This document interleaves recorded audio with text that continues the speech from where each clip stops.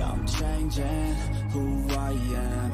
I'm making a new plan, rearranging my life, and I won't look back ever again.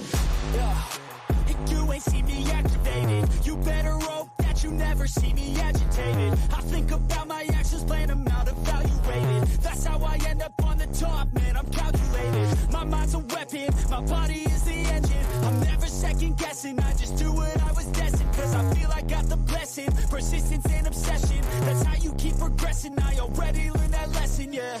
I'm changing who I am.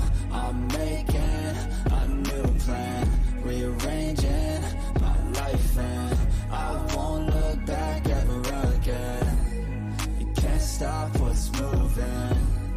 You can't stop what's moving. I'm changing my life, and I won't look back ever again. No fear, see clear, you deserve to be great. I know it feels like things get in your way. Push through those walls and the others will fall. Sit up, stand tall, you can get through it all. I need some energy, anxiety's no friend to me. I have a short memory, I don't really remember things. That's how I move on, that's how I stay strong. A new day's on, I'll keep moving right along. And I feel like the pain in the past, it needs to stay in the past. You gotta take off the cast. I wanna feel like I'm a new person. I wanna have clear vision and purpose.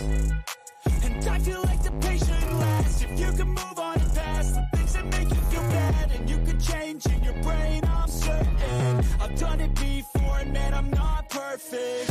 I'm changing who I am.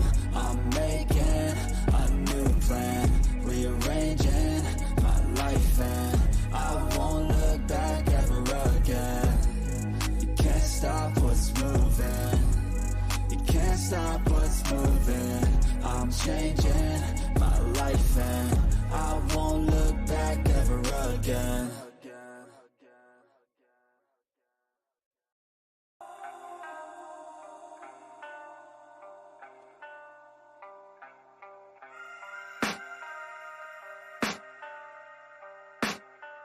I can hear the demons call when they do what they do. And now I feel like taking off, find a place with a view. The pain is never gonna stop if it's controlling you. I know that time can heal it all, I just gotta get through. I just gotta get through, I just gotta get through. Cause I feel like taking off, find a place with a view. The pain is never gonna stop if it's controlling you. I know that time can heal it all, I just gotta get through. Sometimes I feel like all is lost, but I know it's not true. I wanna put up all my walls cause I'm not in the mood, but then I cut myself off from the rest of the room. I know that time can heal it all if you're patient and soon. It can all be worth it, all the searching. Pain is never really permanent, but damn it hurts, man. I could feel all of the turbulence and it's concerning. I've been searching for a purpose, I hope it's worth it. This society is really trying me. Ain't no hide and seek, I hide to be far from anxiety. I need my space, I need my privacy. I need some silence, please, you're all too loud. You don't speak quietly, opinions violently thrown across every surface. It makes me nervous, it's the world honestly burning. That's all I'm learning, hope that we can make a turn and start reversing. All our minds and put the work in, we got some work, man.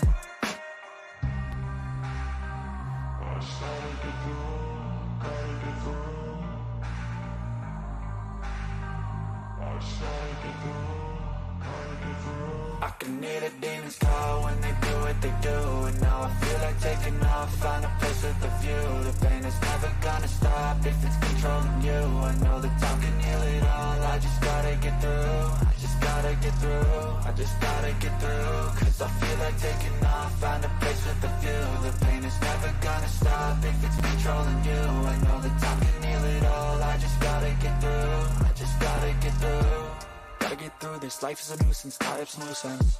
I try to be human, find a solution, my evolution. A place like this, it didn't exist, we made it like this. So you can go pick the bad or the good, got a glass halfway. I know, it's easier to hide than just to lay low. Not everyone in life has got a halo. I'm standing in the red inside a payphone, just wanna break, no. I'm not gonna give in. Take a last shot, Michael J. Win. No, I'm not a robot, I'm in my own skin. Never get lost when thoughts pull you in. I miss the old you, we died with a purpose. All the energy around me felt nervous. Scared I would pop off fast to the surface. Had to cut it off before you made me worthless. Torn apart, I've been torn and scarred. I had a given art, but now I'm thinking smart. I'm keeping up my guard, I'm hiding every card. A royal flush of love, you never know what's hard. With a back to the mat, gonna see where I'm at. I'ma fight like I'm mad, I'm a beast of the net. They can never be me, nice try, but they'll see I achieve everything while they stay salty.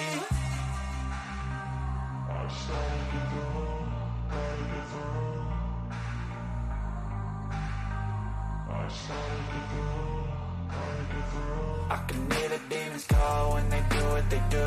And now I feel like taking off, find a place with a view. The pain is never gonna stop if it's controlling you. I know that time can heal it all, I just gotta get through.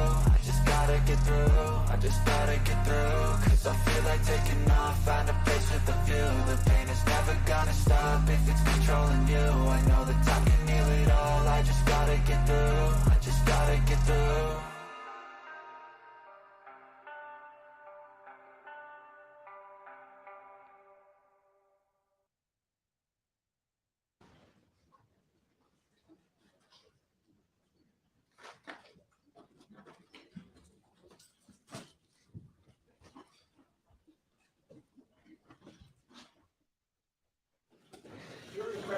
Very good. Good morning. All right, day number 20, cross-examination. You may proceed. Good morning, ladies and gentlemen. Good morning. So let's see if we can do this quickly. Is that okay with you? It is Friday. Monday's a holiday. So let's see if we can get through this. You are is it senior special agent? Yes, sir. Okay. And you investigated, your charge was investigating the so-called roadside shooting, correct? Correct.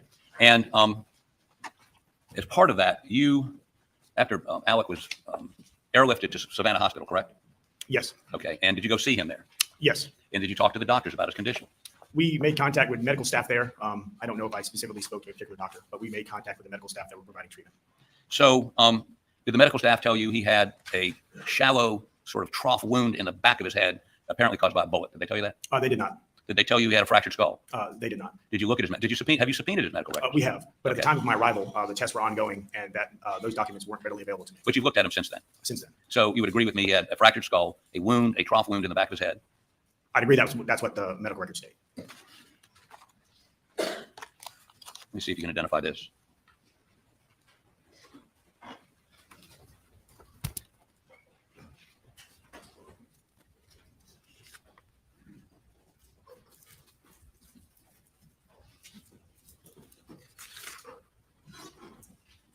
These appear to be a portion of Mr. Murdaugh's medical records. I understand it's a portion, Yes, sir. but it's sort of the summarizing portion, is it not? Oh, yes, sir, it is. Okay. I think you furnished these to us. Do you have any objection? Objection, later one.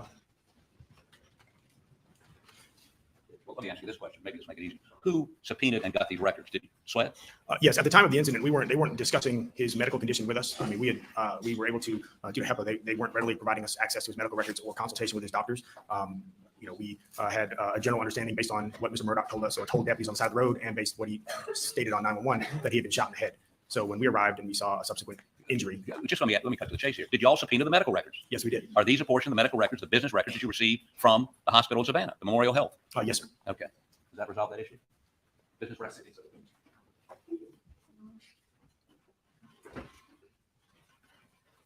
And the record redacted any personal identifying matters. That's what redacted. Objection. Good, without objection. It's and that's number 124. So let me have you, if this will refresh your memory, look at page 1, what the medical staff says are his injuries.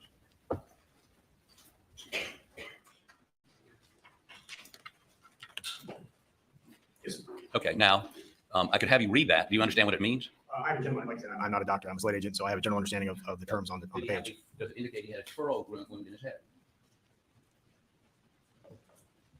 I'm not trying to play coy. It just says, I mean, I can read it if it says. Okay, let me part to you to see what you think.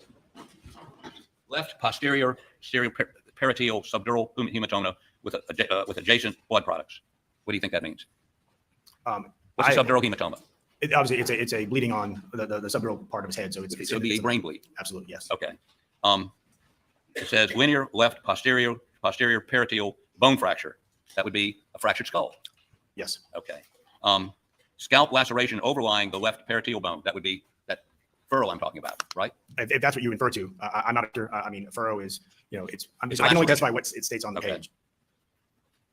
And attending radiologist reviewed all the images and agrees with the interpretation. So radiologist looked and saw brain bleed, saw a subdural hematoma, saw a fractured skull, and made findings consistent with a bullet wound to the head. Did they not? The medical professionals reviewed his charts and his tests. They came to that opinion. We refer to them as it relates to their findings. I'm sorry, refer to them what? We refer to them as it relates to their findings. If that's what they Okay, determined happened, okay. we refer to them. So he had real injuries. There was a laceration on the back of his head that was consistent with a gunshot wound. Fractured skull, subdural, brain bleed, right? If that's what the record said, then yes. Have you ever told anybody that, specifically the Maggie's sister and her husband, that Alec had been shot in the head? I mean, I can play it for you. You recorded it. Oh, absolutely. If it's, I mean, I'm not denying that I've done it. I don't remember. I just want to make sure you've told somebody that Alec got shot in the head. Yes, I've never questioned that Alec's been shot in the head. Okay, I'm just trying to. Okay, that's we're it. having a difficult time here communicating this morning. I don't quite understand it. So Certainly. the question was he shot in the head? And you said, I'm not sure until just now you said, yes, he was shot in the head. I apologize. Yes. So we agree on that. He's shot in the head. Yes. Okay. And he was in intensive care for a while, and then he was let out relatively quickly. Isn't that right? Yes, I believe he was released on the 7th. Okay. Now I'd like to show you Defense Exhibit 125 and 127.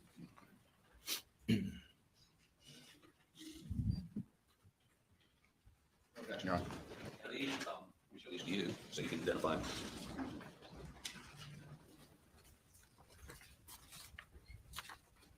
Are these photographs consistent with what you saw Alec Murdaugh at the hospital? No, this first photograph was photographed by Hampton County EMS. Okay. So prior to my arrival, this was taken. When I arrived in Savannah, Alex was not in this condition. But you would represent these. This image is something that I saw at the hospital. I didn't see this. Okay. So this was taken by who? Hampton County? I don't know who took the photo, but it was included with the Hampton County EMS records that we obtained. Okay. So did I offer these? No objection, Your Honor. Okay. So let's look at. Do I have to go to the Elmo? Do you have these?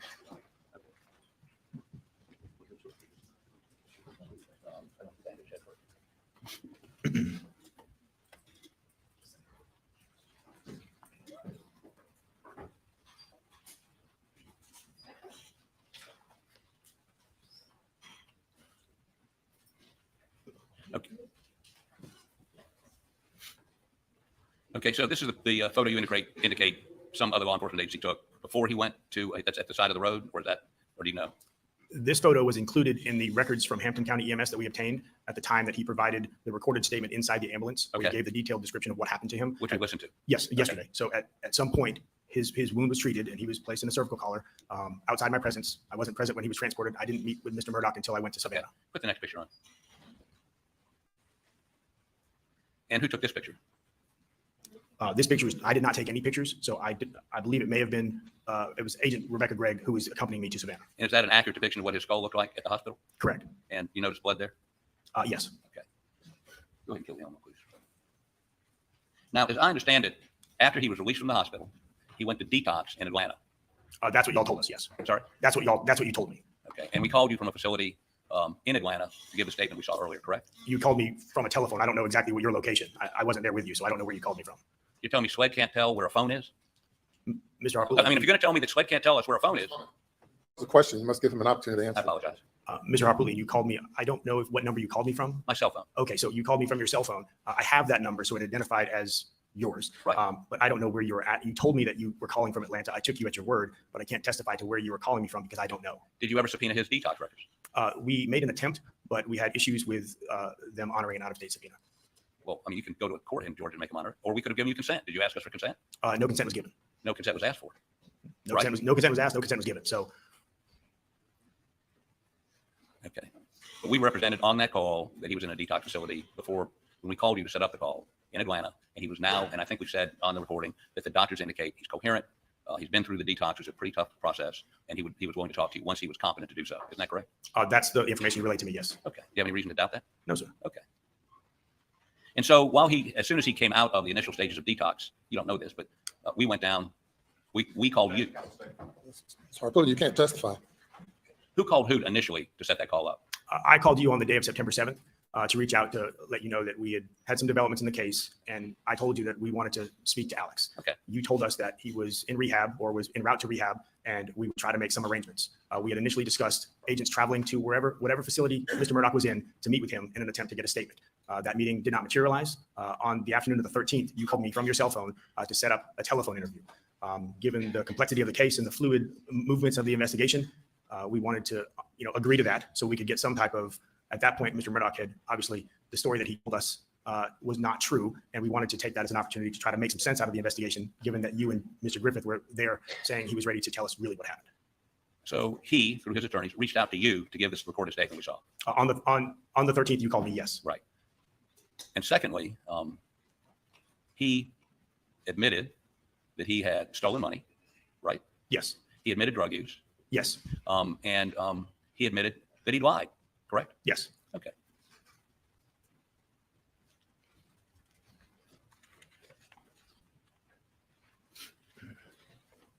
And as a result of that statement, he was charged with insurance fraud, conspiracy to commit insurance fraud, and filing a false police report. Is that correct? Yes, he was. And by that time, he had moved from the detox facility in Atlanta to a rehab facility in Orlando, correct? Correct. And you asked that he surrender himself, and he did that, did he not? Yes, he did. He had his son Buster drive him from Orlando to Hampton County, and I believe you all met him and by pre-arrangement, him and Buster at his mother's house. The agreement was for us to meet you, Mr. Griffith, with Mr. Murdaugh, that no stops be taken from Orlando to Hampton.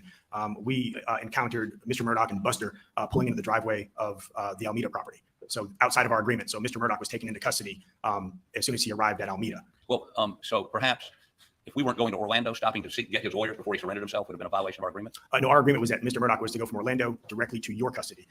Buster, I don't fault Buster. I don't think that he was doing anything that he thought was wrong. He was just listening to instructions. But we were supposed to meet him with you, and he showed up at his mom's house. So he was placed under arrest at his mom's house. Well, we showed up at mom's house as y'all were taking him away, right? After he was arrested, yes. Right, but I mean, we were there minutes after you arrested him, right? Well, yes, because they called you. So, and I think I might have called you to tell you that we were arresting him as well. Right. He went to a bond hearing. Yes, he did. And he was granted bond. Yes. And one of the conditions of the bond allowed him to go back to Orlando to rehab, right? Yes. And he went back to Orlando to rehab. Yes. Until he was indicted on the financial fraud charges. Yes.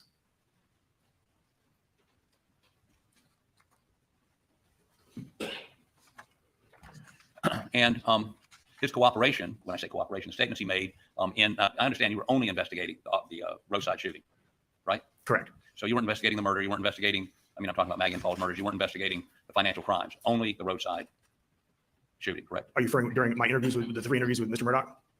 I'm sorry. Are you referring to in the 3 interviews with Mr. Murdaugh? The first 2 interviews were conducted with him being considered the victim of a violent crime. Right. And then in the 3rd interview, you set parameters as his attorney as to what information we would discuss on the call. I'm not, but he did, when you asked questions about his bank accounts, he cooperated fully with you, right? After some give and take, I think between you and I, he disclosed information. Yes. Right. And he admitted to you he'd stolen money. Yeah, he confirmed that he stole money because at that point we had been told by other parties he had stolen money, and on the 7th we recovered enterprise banking slips. So we knew we had documentation he had stolen money. He just confirmed it with his. Did you know whether he knew he was just coming out of detox? I mean, certainly many defendants would have never talked to you, correct? Objection sustained. Did he have to talk to you?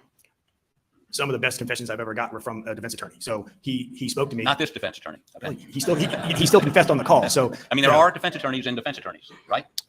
Okay. So let me say this: as a result of some of the information you got, did you give that statement that he gave you? Did you give that to who was investigating the financial crimes? That was a joint operation out of our office. There were several agents that were involved. But no agent in charge like Mr. Owens?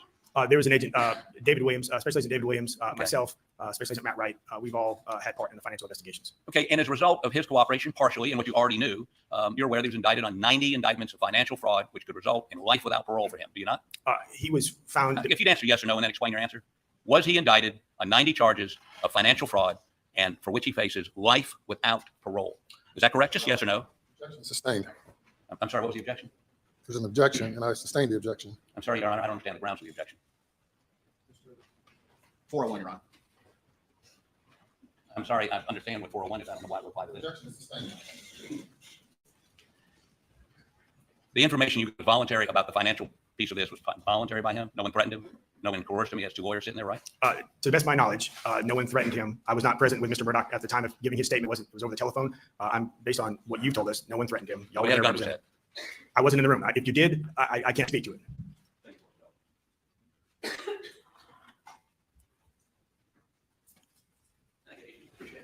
Thank you. Any redirect?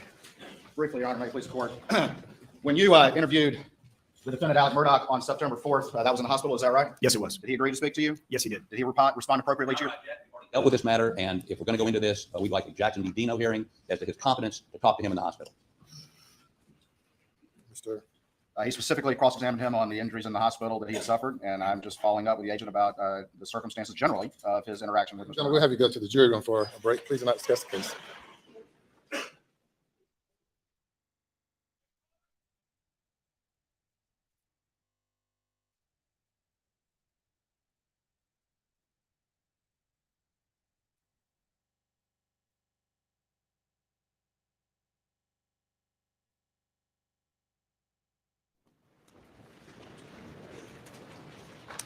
Okay, be seated, please. What's the nature of the objection again, Mr. Harpootlian? Your Honor, there's several bases. One, that was a leading question, but if you get past that. Secondly, we had an agreement, which he complied with on direct examination, to have him say what happened there in summary fashion and not go into a quoting piece, even though we believe, and if you look at these medical records, he's showing positive for barbiturates and opioids, many of which were administered by the hospital. We believe the doctors will say he was not competent to give any sort of voluntary statement. And he was not advised of Miranda warnings. He wasn't in any way, we don't, obviously wasn't in custody, but we believe that we're entitled to a hearing on competence to give a statement if he's going to go further on this. And to do so, we're going to need the doctors from Savannah here to testify what his condition was. So perhaps we should adjourn this and come back on Tuesday or Wednesday next week to finish it. Your Honor, the sum total of my questions was specifically in response to the cross-examination. I was not going to ask him to go back to the to relate what he related to Agent Kelly, which again they'd already agreed for us to do in summary fashion. It was simply going to be questions that he was not in custody. He was voluntarily agreed to talk, and his questions were subject matter appropriate, and he appeared to understand the questions. That was the extent of it, and it was in direct response to their putting in the records and discussing the injuries that are reflected in those records. That was the extent of my questioning, not to reiterate the summary to which, frankly, they'd already agreed to allowing us to do, which we did yesterday. If that's all he's going to ask, I withdraw my objection. All right, very good. Let's bring the jury in. Stand and get a stretch. Yes, sir. That's what we're agreeing, if that's all he's going to ask. But if that question leads to another question, leads to another question. Stand for a few minutes, moments.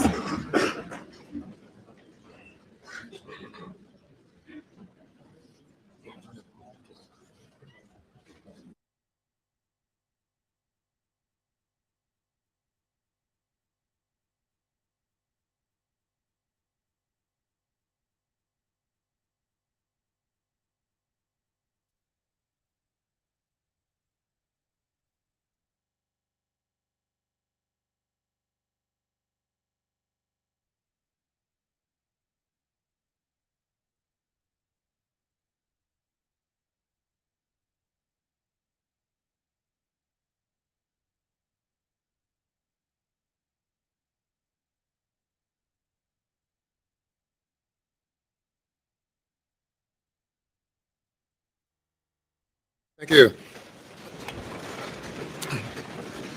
The objection is withdrawn. You may proceed. Thank you, Your Honor. May it please the court.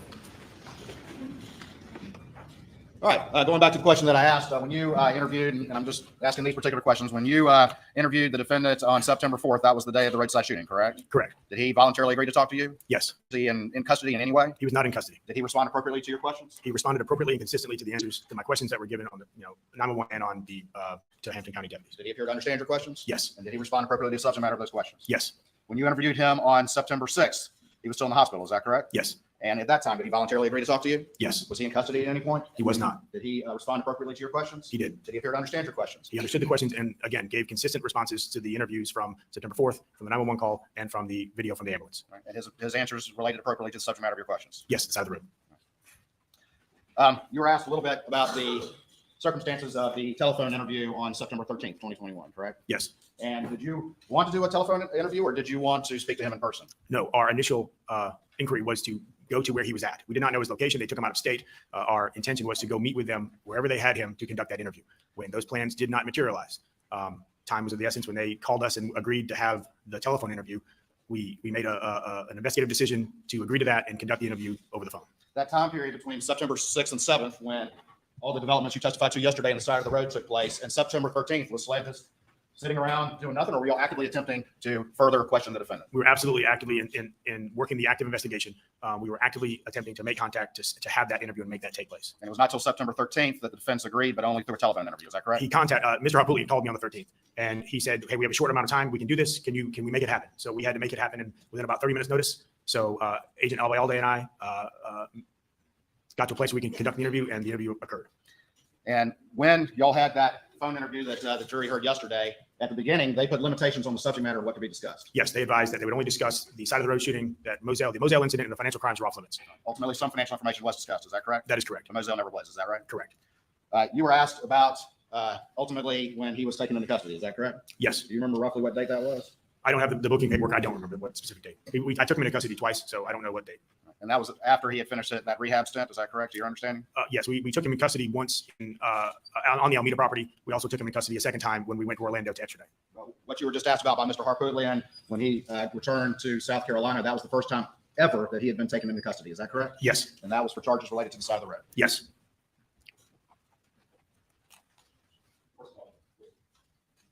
Thank you, Senior Special Agent Kelly. Nothing further. Thank you. Questions? That second time you took him into custody, do you know when that was? I don't have the exact date in front of me. I apologize. If I told you October 16th of 2021, would that seem appropriate? I believe it was in the month of October 2020. Okay. And tell this jury, how long has he been out of jail since October 16th of 2021? I mean, did he make bond? I don't believe so. No. Okay, so he's been in jail since October 16th. Objection sustained. What opportunity has he had since October 16th of 2021 to manipulate witnesses, to manipulate evidence, to manipulate anything in this case? What opportunity? Go ahead. There's an objection. I'm sorry, what's this objection? Objection 401, Your Honor. No response. Well, Your Honor, no question, he's been in jail since October 16th. Your legal response to the objection. I don't The 401 is the objection, relevance, and your response. My response is that they have him, they're trying to portray him as this manipulative person, and he's not got the ability to manipulate anything after 16. Objection is sustained. That's not relevant. The argument to the jury. I'm sorry, Your Honor. Now, did you tell anyone in his family the reason you wanted to see him while he was in rehab was to show him a picture of a truck? The conversations about the picture of the truck, we obtained the picture of the truck on and around. Excuse me, if you would just answer yes or no, and then you can explain your answer. We're going to go down this trail, and if you say no, then I'm done. If you say yes, then I'm going to ask you when you did it, and we don't have to go through this back and forth for the next 10 minutes. Did you tell anybody in his family you wanted to see him in rehab just to show him a picture, among other things, just to show him a picture of a truck? I believe that was one of the items we wanted to discuss with Mr. Murdaugh. Okay. And so you're giving the impression that at that point you still believed him, and you just wanted to show him a picture of a truck. 401, Your Honor. Relevance? Really? Let me hear that question again. You indicate a member of his family you knew was communicating with him that all you wanted to do was show him a picture of a truck. Objection 4, Your Honor. It's cross-examination. Thank you. Did you communicate? What's the I response? asked the question. Could you repeat the question, please? I'm sorry. Are you a senior special agent?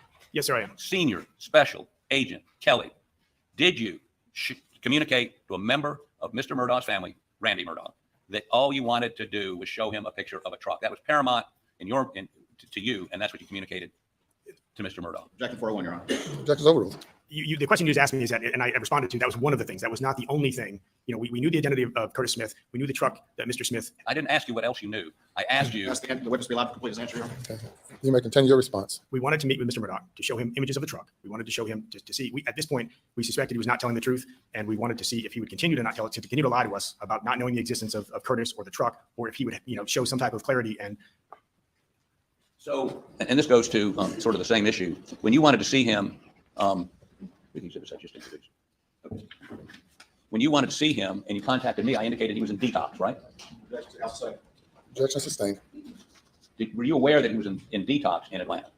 I was aware that he was out of state, and based on the information you told me, and I took you at your word, that he was seeking treatment in an out-of-state facility. Okay. And did I indicate to you, or did anybody indicate to you in detox, you need an uninterrupted period to get off the drug? I believe that is what you explained to me. Okay. And that he wouldn't be competent to communicate until he'd been, it was a hospital, right? Maybe I won't would not be competent to speak with you until the doctor said he was competent, right? On the morning of, on the September 4th incident, he consumed opioids that morning. He was not detoxing or coming off those drugs.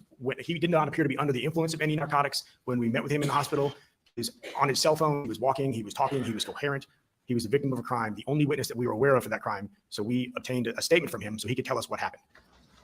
You would concede he'd been shot in the head. I don't want to plow around, but he had a head wound, fractured skull. Asked and answered. Objection sustained. Okay. Did you ask a doctor if he was competent to speak with you? Again, those medical records, the doctors would That's not. what I'm asking you if you talked to a doctor and said, is he competent to talk to us? Did you do that? Mr. Harpootlian, Would you just say yes or no? We can move I'd on. like to ask the witness allowed to answer the question and object to the form. Let me answer the question, yes or no. could you repeat the question? Did you speak to one of his physicians or any medical personnel and ask if he was competent to speak with you in the hospital? I did not. Okay. Now let's look at part of the records that are in evidence. And there was drug testing done on this day, correct? Again, they did not discuss with me his medical records. Mr. Harpootlian, they didn't talk to me about his medical records. And you didn't ask them, did you? Did Did you ask them? The testing that was Did you being- ask them? We did not ask to discuss specific aspects of Mr. Murdaugh's medical condition. We had to subpoena the records with a court order to have access to them. They will So not discuss openly his medical records with us. did you ask a doctor? I'm just repetitive. But if you had asked a doctor, they would have told you, according to these records, that he was positive for barbiturates and positive for opioids, would they not? They would have told us Objection sustained. Were you, according to the records that are in evidence, were you aware that he was on opioids and he had a positive test for opioids and benzos? once we have Would subpoenaed, you please answer the yes or no? once we got the records, Would we you learned answer that yes or no? All right, I would object to him badgering the witness. The witness is entitled to answer the question. You may respond as you see fit. Go ahead. at the time of September 4th, we did not ask the medical doctors or the medical professionals any information about his condition because they would not discuss it with us. So if I had asked, they would not have discussed it. So we did not ask. When we obtained the medical records through court order, we were able to review them and learn after the fact the diagnosis. Would you still, if you'd had the medical records, would you have still gone forward with questioning knowing he had opioids and benzodiazepines in his blood system? At that point, he was a victim of a crime. He was the only witness to a shooting that we were currently investigating. I would have asked those questions. And when I found that they were consistent with the two other statements he had already given, it would have allowed us to move forward with the investigation.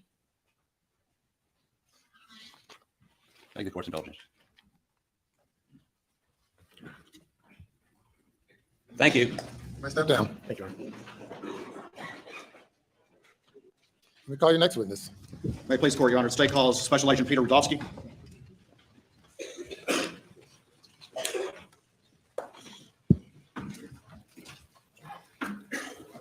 Raise your right hand. Do you swear or affirm that any testimony you give today will be the truth, the whole truth, and nothing but the truth, so help you God? If you will please be serious, state your full name for the record, and spell your last name, okay? Special Agent Peter Rudofsky, that's Rudofski, and it's pronounced Rudolph and then Ski. Agent Rudofsky, how you doing today? I'm doing good. How are you? I'm good. If you would, tell the jury just a little bit about yourself. Give us a little quick history of where you grew up, where you went to school, and how you ultimately ended up with your current position. I'm originally from Oakland County, Michigan, Metro Detroit area.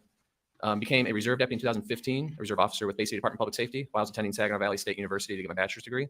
And then went on to work at Oakland County Sheriff's Office as a special deputy. Graduated in 2017 at Saginaw Valley State University with a criminal justice degree. And then in 2017, moved to South Carolina, worked for the Department of Public Safety. In 2020, came to the South Carolina Law Enforcement Division, where I am currently. Began in the undercover vice unit, worked in the undercover vice unit until October of 22, where I currently am a special agent assigned to investigative services. Right, and that was when again? That was October of 22 is when I had my new position. At some point in that position in SLED Investigative Services, did you get involved in the investigation of the murders of Maggie and Paul Murdaugh at Moselle? I did. November of 21 is when I was brought on to assist the Low Country region with this case. November 21 or November 22? 21. And let's talk a little bit more just about some of the experience you've had as a law enforcement officer. Have you had any experience with or had any training with using the FBI CAST program? Yeah, I took a basic 16-hour cell site analysis course, which allowed me to use their system CAST Viz, which is what if you saw Matt Wild's presentation, the mapping system and the plotting, it allows me to use that system and kind of do a basic level operation of it. And what has been your primary focus of your involvement, at least in the investigation after you got involved in November 2021? And to be fair, that was November 2021. You were not working in investigative services when Moselle event happened in June of 21. Is that correct? That is correct. So when you came on in November of 21, what's kind of been one of your main focuses and main assignments? The main focus was to take all of the various forms of data. There's, a lot of phones, a lot of different data, and take all that and put it into a readable timeline that you can start from, the beginning of the day to the end of the day and see everything with all those different phones and different, media sources all in one document. Stand by for me just real quick.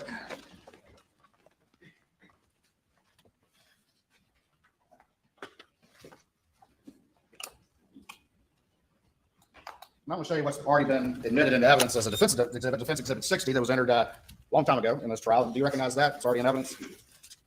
I do. All right, and what is that? Tell the jury what that is, please. This would have been a rough draft or working draft of my time. I have a date of 1/12/23 at 3 p.m. was an updated time on this. All right, and that was, who prepared that document, though, that was put in by the defense? This was prepared by myself. And was that provided to the defense a week or so or sometime prior to trial? It was. All right, and on that particular document, does it say that it is a working draft? It does on the top here. It's going to have in yellow working draft. And then as you go through the document, it's going to have the same yellow on the top working draft and draft across the document. And as you have, how long have you been working on this document right here? Roughly about a year on this document. And as new data came in, new data has been analyzed from various sources that have been put forward to this jury. Has that been incorporated into your timeline here? It has. All right. And since the time that this was initially prepared, has there been additional information added to it and that document continued to be worked on? There has. All right. And has that been provided to the defense as well? It has.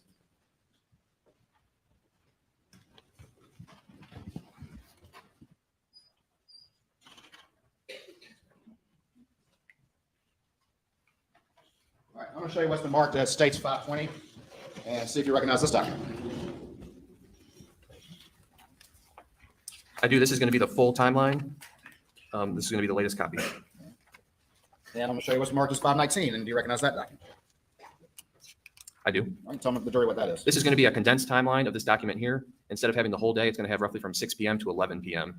on June 7th, 2021? 2021. Your Honor, this time I would offer States 519 and 520 in the evidence. Okay. Yeah, I admit it. All right, we'll get back to those in a second.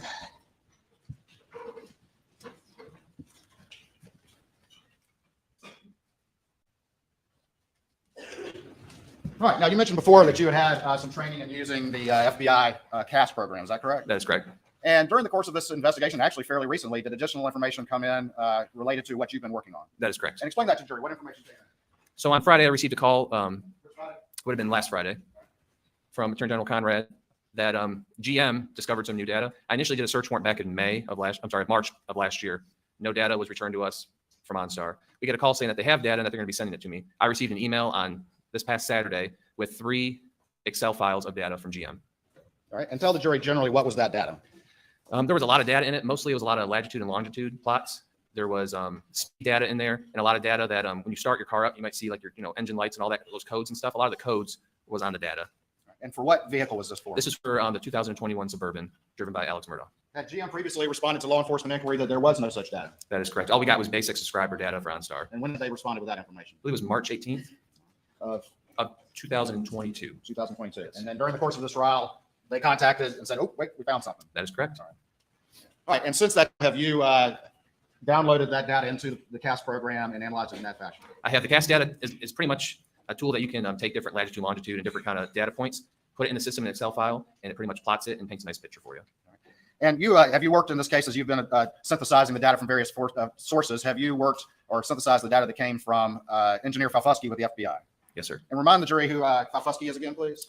He is a vehicle engineer from the FBI out of Washington, D.C., and he's the one that took the telemetry unit out of Alex Murdaugh Suburban, and he took all the data and recreated that, the year-long process to get all the data extracted that he previously testified on. Right, and is that telemetry data generally synthesized or summarized along with other data in your timelines that are admitted in evidence? Yes, it is. Can you compare for the jury the difference between what the telemetry that Engineer Falfusky did and the OnStar data that GM recently provided?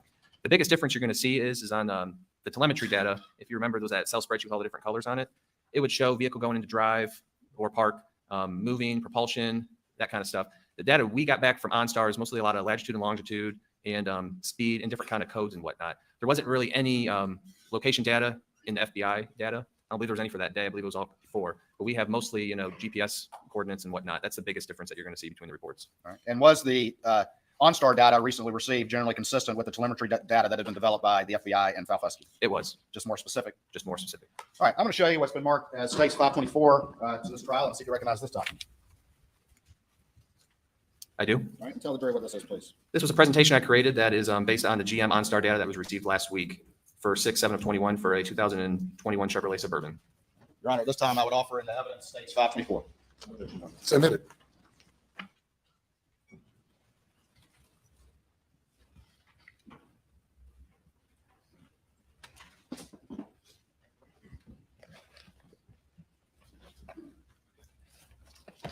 All right, I'm gonna, if I could have computer input, please.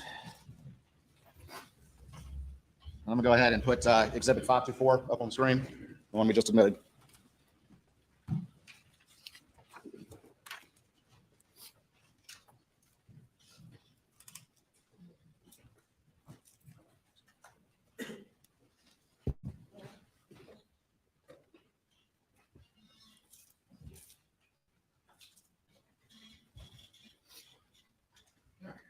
that's working. All right, is this the 5.4 exhibit we just put into evidence? That is correct. All right, and that's your name up there, and it's got the CAS program and everything, is that right? That is correct. All right, moving on to this next slide. Can you see all right up there? I can. All right, if your little screen becomes hard to see, just let me know, and we can have you come down here and look at the video. All right, what's up on this slide? Tell us what this represents to the jury. What you're going to see up on the slide is going to be 3 file names that we received from GM. These are all 3 Excel files. This is what they were labeled to us from GM. And what does this slide look like? This is an overview. Do you mind if I step down? Yeah. This is going to be an overview slide here. Top point is going to be Moselle, the Moselle house property. Bottom left, we're going to have Hampton. Far right is going to be Alameda. There are 4,820 data points that make up these lines here.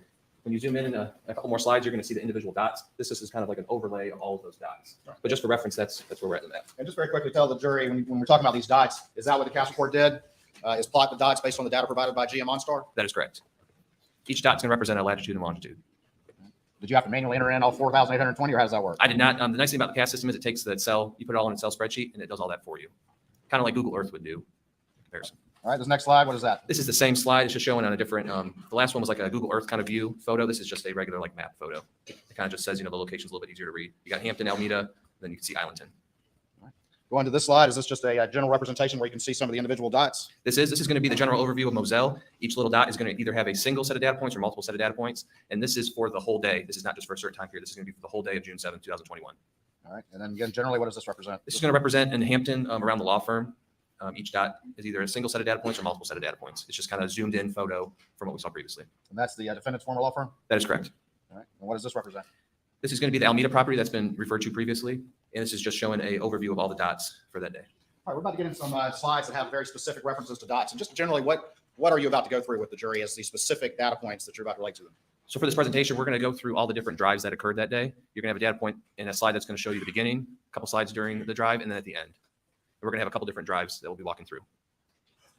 All right, now we're at this slide. What's the title of this slide? This is Alex leaving for work. All right, and tell the jury, what image do we see right here on the screen? So looking at this is going to be the property 4147 Moselle Road. This is going to be the main entrance. And you can see underneath the little box is going to be the house. You're going to see on the date, it's going to say June 7th, 2021. And this plot is going to be 120647. All right, is that what time the Suburban got underway, according to the GM OnStar data? That is correct. It does match up. Moving to this next slide, what does this represent? This next slide is representing his vehicle making a right onto Moselle Road during his drive. All right, what time is that? The time is 12:07:40 p.m. All right, come on down here, if you would, just real quick, and explain to the jury this box, and in particular, if there's a little arrow in this box, point that out to them so that they can understand specifically what's being referenced with the blue and white box. So anytime you see a blue box here, it's a little hard to see with the little kind of triangle down here. That's where it's pointing to on which red dot is referring to. So anytime you see the box, look for that little triangle, and that's going to tell you the area that the vehicle, the latitude, longitude correlates with. All right, I'd like to borrow the stick real quick. So this little blue triangle right there is what we're talking about? That is correct. And it's pointing to that little red dot there, is that right? That's correct. And we're not going to go through all 4,820 dots, but just representative dots of these various trips, is that That correct? is correct. All right. I just want to point out quickly, you might see a couple other data points that could be for another trip. Sometimes they have the same latitude and longitude, but different times. So you might see a couple different data points, but that's an explanation for that. All right, and then the one that's highlighted, though, is the one that's the information is being referred to right there, is that correct? That's correct. And right here, we see what? You see June 7th, 2021, All right. 12:07:40 p.m. All right, thank you. All right, before we move on to the next slide, what's the car doing at this point in time? The car is moving. All right, and what location is it? Just generally an orientation to the property, Moselle Road coming out of that main gate, that driveway? main driveway. Moving on to the next one, what does this represent? This is 12:07:42, and this is representing, you're going to see a mile per hour is going to be the new line that just showed up. And this is showing 12 miles an hour the vehicle's traveling. Generally on these blue boxes, is the little arrow at the bottom, is that kind of in the center bottom in most of these little blue boxes, blue and white boxes? That is correct. All right, and some of the entries have a miles per hour reading, is that correct? That is correct. And that's being recorded by the vehicle and by GM OnStar? And it's being uploaded to their servers. All right, and so what was the speed of the defendant's vehicle at this time? Approximately 12 miles an hour. Now, on here, it's in reference to miles per hour because we're Americans. But the data that you got, what unit was it in? Kilometers. All right, and so did you convert that data to miles per hour? In an Excel spreadsheet, yes. All right, and just plugged in what the conversion is, and it converted to miles per hour. Yeah, you do the equal sign, and you do the conversion, and it converts for you. All right. All right, going on to this next slide. Is this still on the trip that morning to the or that afternoon to the law firm? That is correct. All right, and very quickly, tell the jury where we're at. We are still on Moselle Road. We're past the Godley Farms Road, which would be another reference point. That's the residence up here at the top. That is correct. All right, that's the kennels way up at the very top. That is correct. All right, what is the date time of this read? 12:08:30. and that is showing approximately 55 miles an hour. All right, tell me about this next one. This is still on the drive to the law firm. This is showing at 12:16 on the dot, and we're showing approximately 60 miles an hour driven. And where is the arrow on this particular one? So on this box, the arrow is actually going to be on top, and it's pointing to one of the data points. The speed again? Approximately 60 miles an hour. Going on to slide 13 for the record, what does this reflect? This is reflecting coming into Hampton to the law firm. And this is actually, if you look, it's pretty much right on top of the law firm. It's 12:21:37, and we have no speed associated. All right, and then the next slide, slide 14. This is 12:24:06 with no speed reported. This is when he's arriving. This is the last data point I can find. All right, so he's arrived at work at that time, correct? That is correct. 12:46? 12:24:06. Going to this next slide, explain to the jury what this is, and we're slide 15. So after each drive, we're going to have a slide that's going to show a max speed from all the data sets on Excel. The max speed for his drive from Moselle to the law firm that morning was 12:13:19. The max speed was 65.8 miles per hour. And the average speed of that whole drive was 37.24 miles an hour. And that time was at 12:13:19 during his drive.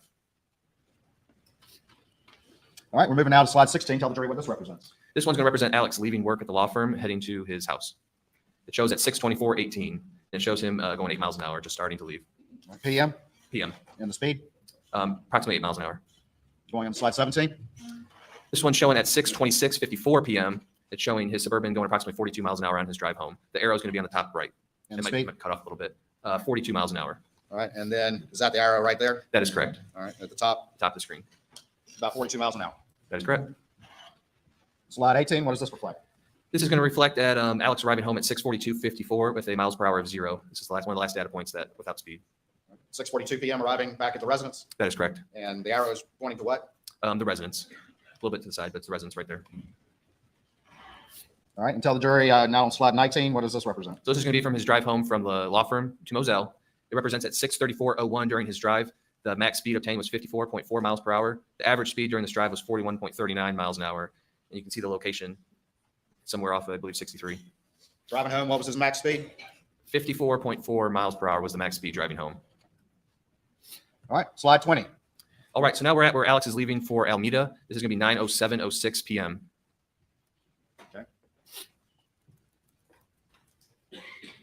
And again, we'll go through the timeline with that, but is this generally consistent with some of the telemetry data that Falfosky did? It is Suburban goes underway at what time? 9:07:06 according to this data. Moving on to the next slide. Like Where's previous the Suburban at this time? slides, this is going to be the Suburban pulling out onto Moselle Road, coming right out of the main entrance, going about 15 miles an hour. This is going to be at 9:08:06. What do we have right here? This is going to be 9:08:18 with speeds approximately 37 miles an hour Where's the Suburban heading at this point? towards Almeda. All right, slide 23. We have a reference point here. Can you explain what that is to the jury? So the orange dot, that's going to represent approximately where Maggie Murdaugh's phone was located the following day on June 8th, 2021. All right, and do we have a time reference for the Suburban at this time? We do. It's going to be 9:08:36 seconds. It's showing a speed of 42 miles an hour. Moving on to the next one. Tell the jury what this is. In the grayish white looking box, you can still see the little circle where it says Maggie Murdaugh's phone location. And right under it's where the pinpoint's going to be. It's going to be 9:08:36, 42 miles an hour. Next slide, 25. Slide 25. The upper halfway portion of that box, you're going to see the circle again, orange circle. That's going to be Maggie Murdaugh's phone. And at 9:08:42, we have the Suburban traveling approximately 45 miles an hour. After passing that location, does the defendant's vehicle start to accelerate? It does. Going to slide 26. Tell us what this references. So we also have Maggie Murdaugh's phone location. This is just another data point. There's several throughout the road. This one is showing 9:08:54, 44 miles an hour. Slide 27. This is going to show you another overview of this data point in location to Maggie Murdaugh's phone. 9:08:54, 44 miles an hour. Slide 28. This one's further down the road past Godley Farms Road, just for a reference point. This is 9:09:06, traveling 48.6 miles per hour. Slide 29. This is another data point in reference to where the phone location is. 9:09:18 p.m., traveling 49 miles per hour. And slide 30. This is going to be another data point at 9:09:18, traveling approximately 52 miles an hour. Slide 31. This is also going to be another one on Moselle Road, coming up to Dobson Road. It's going to be 9:09:24 p.m., traveling approximately 52 miles an hour. And then slide 32. This is also going to be another data point on that road, 9:09:42, traveling approximately 54 miles an hour on Moselle Road. All right, going to slide 33, has our sort of map orientation changed? It has, this is still on the drive to Alameda. I believe this is going to be 63 or Snyder's Highway or Walterboro Highway. This is at 9:13:30 p.m., showing a speed of 68 miles an hour on that drive to Alameda. All right.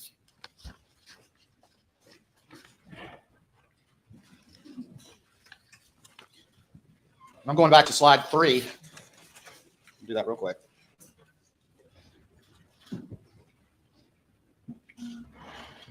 And the slide that we were just seeing when the orientation changes, can you come down real quick and kind of describe generally what we were looking at when we started and then the where we're at on that slide that we were just about to look at? All right, so where we started on this drive would have been right up here, 4147 Moselle Road. 4147 Moselle Road. This would have been Moselle Road that we just showed all those data points. We made it right onto Babson Road and then right onto 63 Snyder's Highway. It's approximately somewhere around here on Snyder's Highway where that data point you just looked at. All right, returning to slide 33.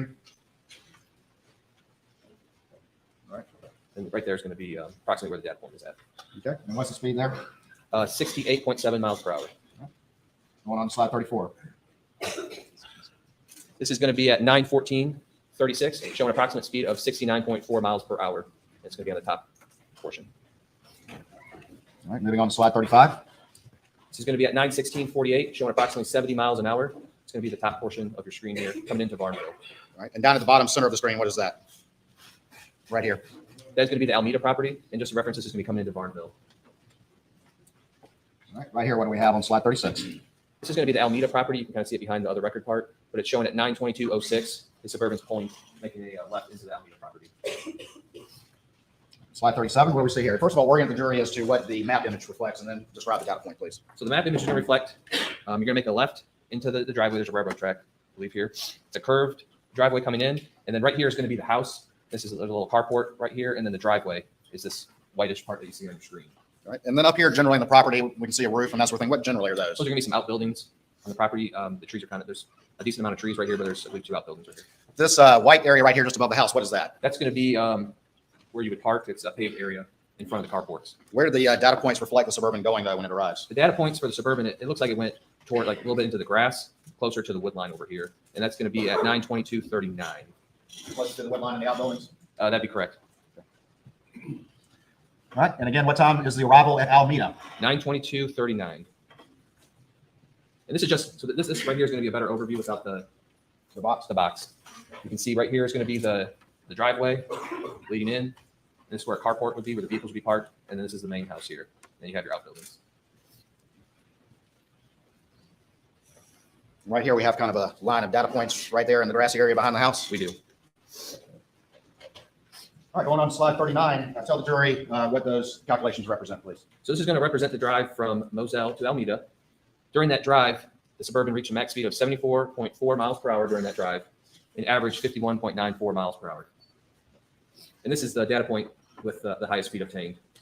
Was that top speed higher than any speed he achieved when he went to work earlier that day? That's correct. Is that average speed higher than any average speed he had when he went to work that day? That's correct. Or returned from work? That's correct. Let me sit down here. You can go back up. Thank you.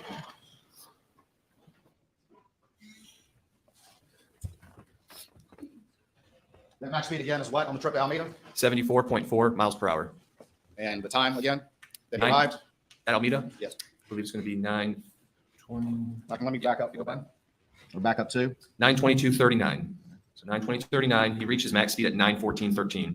on June 7th, 2021 at 9:22 p.m. Is it dark? That is correct. All right, we've gone on to slide 40. Please tell the jury what this represents. This is going to represent at 9:43:18. This is when we first saw movement. And this would be Alex leaving Alameda en route back to 4147 Moselle Road. It's showing approximately 2 miles an hour. All right, and the time again?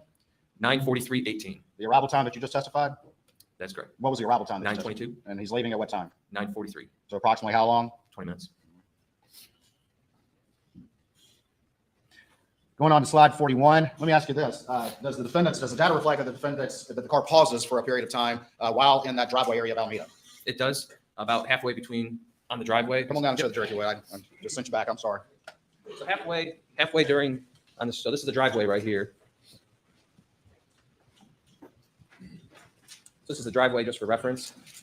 You see what looks like a data point, I believe, right here. And if you click on that data point, it's going to be about a minute until this data point will show up leaving the property. All right. And then on slide 41, we have a, what's the time stamp that you have on that one? And show the arrow to the jury too, please. Yep, 9:45:22, and the arrow is going to be all the way down at the bottom, right across the railroad tracks, turning onto Genesee Highway. Okay, 9:45. That's correct, 9:45:22. All right, moving on to slide 42. Please tell the jury what this data point represents. This slide's going to show you the drive back from Alameda to Moselle. This is just a data point on Genesee Highway. It's 9:46:01, and on this one doesn't have a speed. Going to slide 43. This is also orient the jury and tell them the data point, please. So on the bottom you have Alameda, going through Varnville, and then heading up to Moselle. This is at 9:51:30. This is showing an approximate speed of 74 miles an hour. It's going to be the top portion of that box. That's the arrow at the top center. That's correct. Slide 44. Please tell the jury what this data point represents. Top of the map, you're going to see Moselle. This is going to be on 63. This is going to be at 9:54:24. We have approximately 70 miles an hour. And the arrow is located where? It's going to be on the bottom. Slide 45. What do you have right here? This is going to be at 9:59:18. This is Moselle Road coming up to Godley Farms Road for reference. Top portion on the left is going to be the Moselle property. This is at 9:59:18, showing a speed of 57 miles an hour.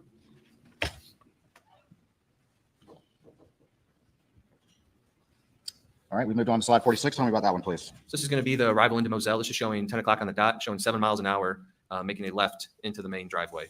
10 o'clock on the dot. That is correct. And slide 47. This is about 30 seconds later. This is 10 o'clock. This is about halfway down the driveway of the main house, showing 22 miles an hour. All right, slide 48. Tell the jury about calculations reflected on this slide. So this is going to be from his drive back from Alameda to Moselle Road. The max speed that was obtained during that drive was at 9:51:43 seconds, was 80 miles an hour. The average speed was 46.52 miles an hour during that drive. Is that average going to speed going to also, though, include that minute where the car paused at the driveway in Alameda? That's correct. The top speed was what? 80.16 miles an hour. And at this time period, would it have been dark outside? It would. Let me ask you this. You're a law enforcement officer that works in this area of the state, correct? That's correct. And have you, during the course of your law enforcement career, have to respond to emergencies or call for services and that sort of thing? That is correct. All right. And this particular road that we've been talking about, these roads, have they recently been paved? They have. And was that after the murders occurred on June 7th, 2021? They were. Or were you familiar with the condition of the roads and what they were like on that route prior to them being repaved? I am. All right. And tell the jury what running code is. If you have an emergency or a call for service, an emergency, what is running code? Running code is where you activate your blue lights and siren, and you go above the posted speed limit at a safe fashion to get to your arrival in a safe manner. That's when the cops turn on the lights and they're heading to the scene. Yep, blue lights and sirens. All right. And you're traveling as fast as you possibly can and still be reasonably safe. Is that correct? That is correct. And have you had call prior to this road being paved to run code down that road? That's correct. Would you at night, or did you ever at night, on the roads as they existed at the time of June 7th, 2021, run in code with your lights on, run 80 miles an hour down that road? I would not know. And why not? Tell the jury why not. Due to the time of night, the heavy deer population out there, as everyone can probably see, I mean, deer run out all the time, and especially with all your lights, it attracts the deer. So it's actually worse having your blue lights on sometimes. The deer actually are kind of attracted to that light. And then also the road conditions, the road, was a lot of potholes. And Was the defendant's top speeds on both the trip to and from Alameda in excess of any max speed in his trips previous in the day? that'd be correct. Posted speed limit is 55 on 63. All right, we've gone on now to slide 49 and tell the jury what this represents. This is going to be a timestamp of 10:05:06 p.m. and this is showing Alex Murdaugh leaving for the kennels. And where's the dot on this particular slide? The dot's going to be on the bottom towards the middle, right by the house. Moving on to slide 50, tell me what this represents. This is also showing the drive over to the kennels. The timestamp of this is 10:05:39. And where's the arrow? The arrow is going to be on the bottom. You can kind of see it by the field. All right, going on to slide 51, what does this represent? This is just saying the max speed was obtained 28 miles an hour at 10:05:49 during that trip. Okay. And then slide 52. This is showing the Suburban arriving at the kennels 10:05:57 p.m. Backing up still on slide 52, can you remind the jury, and we'll talk more about this with the timeline in a minute, but generally what time was the 911 call? 10:06. I do not know the seconds. All right. And to your recollection, during the 911 call, did the defendant say he was returning back to the residence during that 911 call? He did. All right. And so we're on slide 53. What does this reflect? This would be him heading back to the house around 10:11:54. All right. Slide 54. This is just also showing him driving back to the house at 10:12:18 p.m.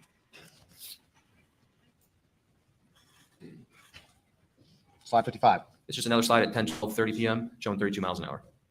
And where's the dot? The dot is going to be on the bottom, and it's going to be on the main drive to the house. Slide 56. This is going to be at 10:13:54 showing 2 miles an hour, and it's right next to the house. All right. Slide 57. This is just showing on that max speed from going from the kennels back to the house was at 10:12:19, and Suburban reached 35.78 miles an hour approximately. Slide 58. This is just showing the drive back down to the kennels. This is during the 911 call at 10:14:30 p.m., showing approximately 24 miles an hour. And then the final slide in this exhibit, what is that? This is just showing the max speed at 10:14:25 of 30 miles an hour during that drive. Does that complete your placing of those GM OnStar data points into the CAS program and these slides that you relayed to the jury? It does.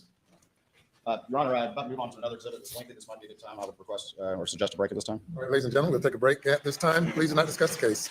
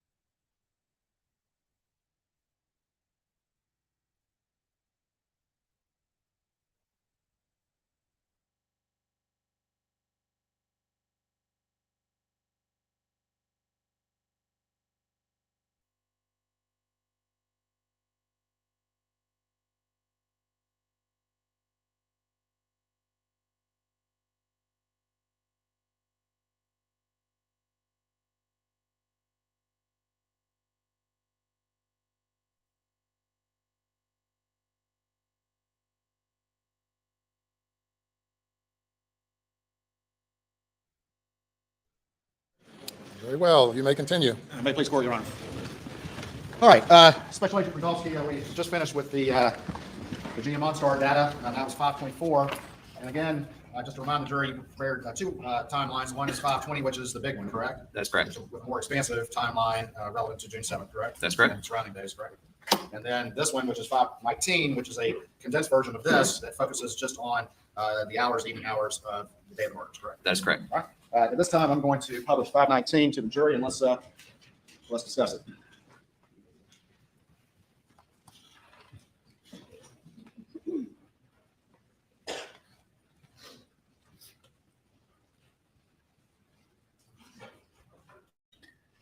All right, just real quick, I want to go through this opening page, and this is the condensed one, 519. Is that correct up on the screen? That is correct. All right, and has your name on it, correct? That's correct. All right, and then we have a reference guide right here. And if you would just explain just some of the various sources of information that have been admitted before this jury that you ultimately synthesized into this summary timeline. Okay. What we have here is we're going to have cell bright extraction report. It's going to be for Paul Murdaugh, which as you go through this timeline, PM is going to refer to Paul Murdaugh. We're going to have AM, which is going to be Alex Murdaugh's cell phone extraction, and then MM, which is going to be Maggie Murdaugh. So anytime you see the abbreviations, that's what's going to refer to. We have their cell phone extractions here. We also have the FBI telemetry report. We have the FBI CAS data.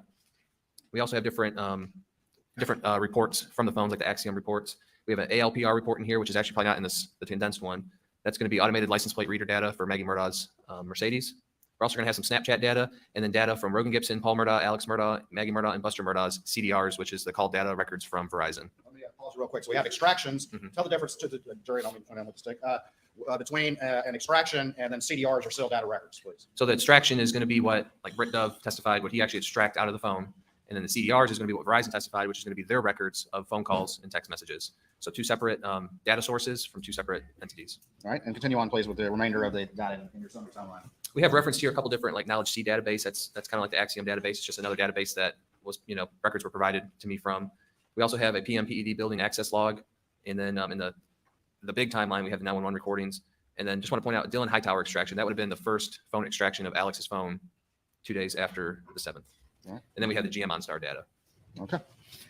All right, and then down at the bottom here, we have some color-coded things on the left of the screen and then a box on the right. So quickly, explain to the jury what those reference points mean, please. On the right of the screen, you're going to see the 2021 Suburban log file excerpt.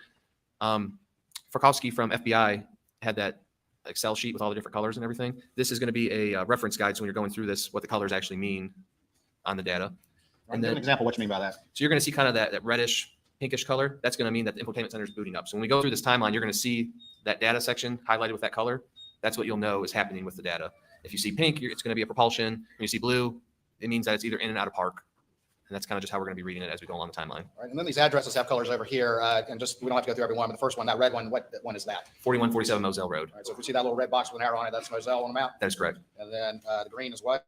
It's going to be Almeda, the Almeda property. We'll talk about the others as we go through. All right. All right, let's start moving through it.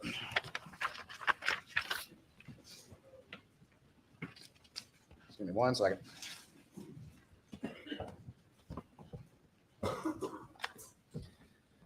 All right, starting. All right, so this timeline, this timeline begins roughly when? Around 6 p.m. All right, on what day? June 7th, 2021. All right, and let's start at 6:04. And I want to move through this expeditiously, and we'll stop and talk about some specific entries as we go through. Okay. All right, and so starting there at 6:04, does Paul Murdaugh have any phone activity? He does. He calls Will Loving. As you can see in the parentheses, it's going to say PM extraction. That means it was pulled off of Paul Murdaugh's phone extraction, just for reference. All right, and Will Loving, that's the individual that testified weeks ago. That is correct. And 6:08, what activity was he on Paul's phone? He makes an outgoing call to Dad, which is identified as Alex Murdaugh. It shows answered, but 1 second long. All right, and what was the source of that information?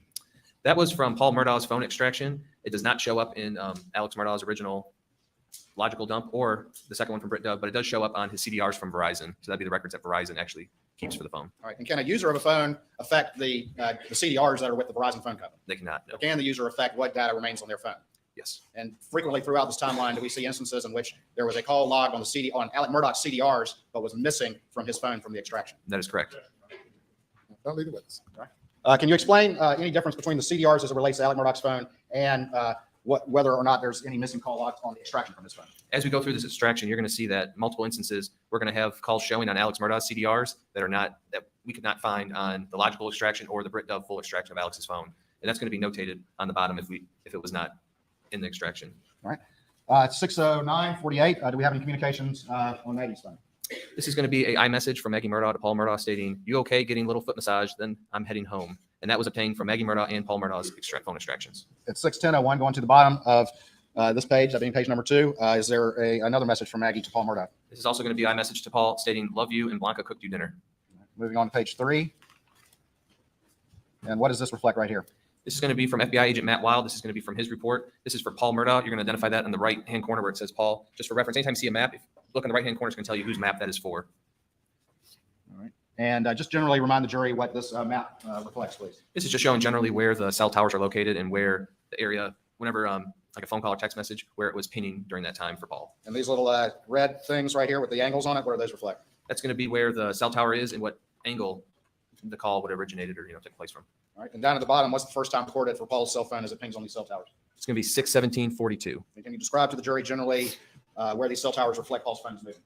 So it'd be the Beaufort area down the right-hand side, moving up towards Moselle, which you can see in the far right corner, that little badge-looking red dot. All right. Up here at the top center, what is that right there? That's going to be an arc. It's just a distance arc. With the red dot, what is that? The red dot, that's going to be 4147 Moselle Road. All right. And what times does Paul's phone ping off any cell tower near Moselle? 6:53 p.m., 7:05, and 7:30:05. All right, and we see a 3 right there. Does that refer, or what does that 3 refer to as it relates to that cell tower location near Moselle? It's just going to show you what side of the cell tower it's on, what arc. And what time does it first ping on sector 1 facing Moselle? 7:05:33 p.m.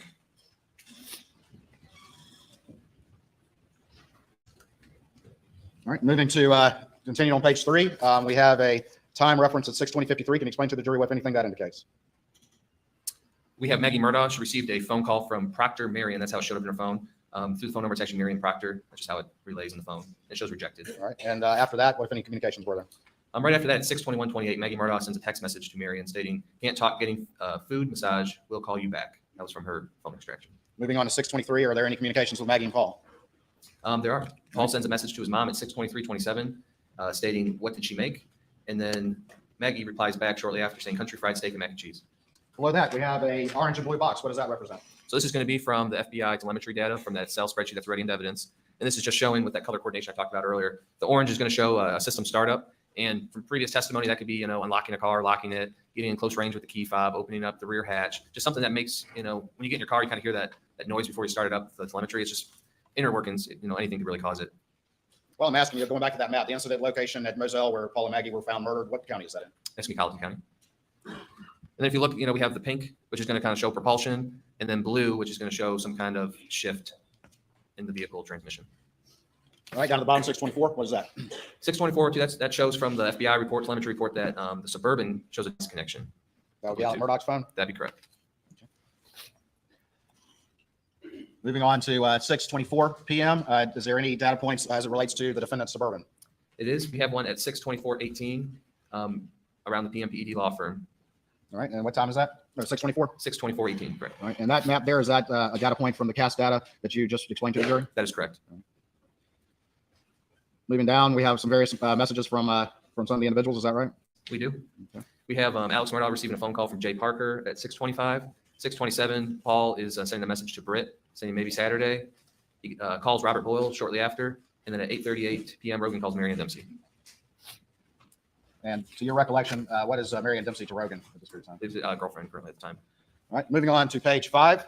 Mhm. What does this map represent? And who is this from, this map? This is going to be from Matt Wild from the FBI. This is directly from his report. And what phone does this map reflect? Top right, it's going to say Alex Murdaugh with associated cell phone. All right, and then there's a box below that. Explain to the jury again what that box represents. So the box below that's going to represent all the times that the pings were logged that Matt Wild actually put in the report. And then the black circle with the angle in the middle, what is that? That's going to show you the cell tower and then the kind of angle that the calls or texts would have been in. And what property is in the sector of that cell tower? 4147 Moselle Road. It's identified by that red badge looking dot. All right, on here, this box with the times, those are times of what again? This would have been times of activity that would send to a cell tower that they would have data on. In the 6 o'clock hour, what is the latest time period that you see Alec Murdaugh's phone reflecting activity? 6:52 p.m. And then after that, what's the next time period that you see reflecting activity? The next time showing on the map is going to be 9:04:24 p.m. Does the defendant's cell phone reflect any activity between 6:52 and 9:04? Between 6:52 and 9:04, there's no activity reflected. At least on the cell pinging. That is correct.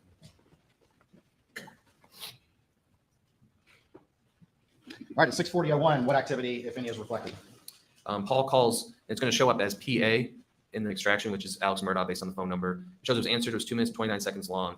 This call also does not show up in the phone extractions for Alex Murdaugh, just on his CDRs. It was in the defendant's CDRs? That is correct. All right. And it was also in Paul's phone. It shows the phone call. 6:42, and what if anything's reflected? We have a Suburban device connection to iPhone from the FBI report at 6:42:48, and at 6:42:54, we show the Suburban arrives at 4147 Moselle Road based on the GM OnStar data. All right, and going on to page 6, is that your CAS map reflecting that data point you just described? That is correct. It's going to be the 6:42:54 data point. And what happens at that moment? That's when Alex Murdaugh is going to arrive back from the PMPED law firm from work that day. All right, moving on. 6:43:50, what if any activity do you see? It shows that Maggie Murdaugh's phone had a missed call from PA, which is Alex Murdaugh. It shows missed, but also it shows up in Alex Murdaugh's CDRs, but does not show up in either one of the phone extractions. All right, and moving on, we have a couple of the orange and white boxes. Tell the jury again what those reflect. So these are just going to reflect some kind of system boot up. Doesn't mean the car moved or did anything. Just means that door was opened. It just something triggered the car to kind of do a little internal boot up from previous testimony. At 6:53:44, what if any activity do you see? Paul Murdaugh calls John Marvin. It shows 1 minute and 42 seconds long, and that's based off of Paul's phone extraction. To your understanding, when you see those times of the call lengths, does that also include connection time as well? It does, based on previous testimony from Verizon, that could include how long it takes to, to get the actual network connected. All right. And then at the 7 o'clock hour, what if any communications are on Paul's phone? So Paul sends a text message to Claude CB Rowe saying, "Are you coming tomorrow?" And then shortly after, he sends another text saying, "Sunflowers died. We need to plow them under ASAP." And that was based off his phone. Moving on now to page 7. We have some activity at 7:02:29. We do. Maggie Murdaugh calls Alex Murdaugh. It shows 2 seconds. And this also does not show on Alex Murdaugh's extraction. It shows on the CDRs. And it also shows on Maggie's phone that Maggie called Alex, but does not show on Alex's phone that call was there. Missing from his phone, though, correct? That is correct. Missing in the call log of the phone. All right, 7:03 to 7:11. What, if anything, is reflected on Alex's phone? His phone's showing approximately 165 steps taken during that time frame. And then what happens at 7:04? 704, through the catch data database, it shows that Paul Murdaugh is at the residence of 4147 Moselle Road. Does Maggie's phone reflect any activity as we move on to the 7:04 time period? Her phone showed that between 704 and 817, her phone was showed a Bluetooth connection to MBUX 95224, which is her Mercedes-Benz. And so anytime we see MBUX 95224, what, if anything, does that represent? That's going to reflect her Mercedes-Benz. MB for Mercedes-Benz? That's correct. All right. Moving on, at 7:05, does Maggie call anyone? She does. She calls Marion at 705:13. Shows answered 7 seconds. At 7:05:55, is there any reflection of communication between Alec and Maggie Murdaugh? There's Alex sends a message to in his phone. It's Maggie May stating, "Paul said you were getting a petty. Call when you done." That's from the Alex. That's from the extraction. Moving on, do we have any communications between Maggie and Paul during this time period? At 705:32, we have Maggie calling Paul. It shows answered 1 minute and 31 seconds. And then does Maggie attempt to call Marion again? That's correct. And I'm sorry, that would be at the bottom of the screen. Yeah, that'd be the 707:49. Maggie Murdaugh calls Marion. And when it says Marion, it's Marion Proctor. All right, moving on to page 8, we have another map. Can you generally explain what this represents to the jury, please? So in the top right-hand corner, we have Maggie Murdaugh with associated phone number. We have 2 points, 4147 Moselle Road in the red, and the green is going to be the Alameda property. When you're looking at this map, number 1 is going to be closer to Charleston, and it's working its way. Maggie is working her way towards Moselle in this map. All right, and the first time period you see on dot number that's numbered 1? It's going to be 707:49 And p.m. the latest time period you see on the dot that's numbered 5? That is correct. That's going to be in the Walterboro area. It's going to be 750:20. 750:20 is going to be the latest dot, and that's in the Walterboro area.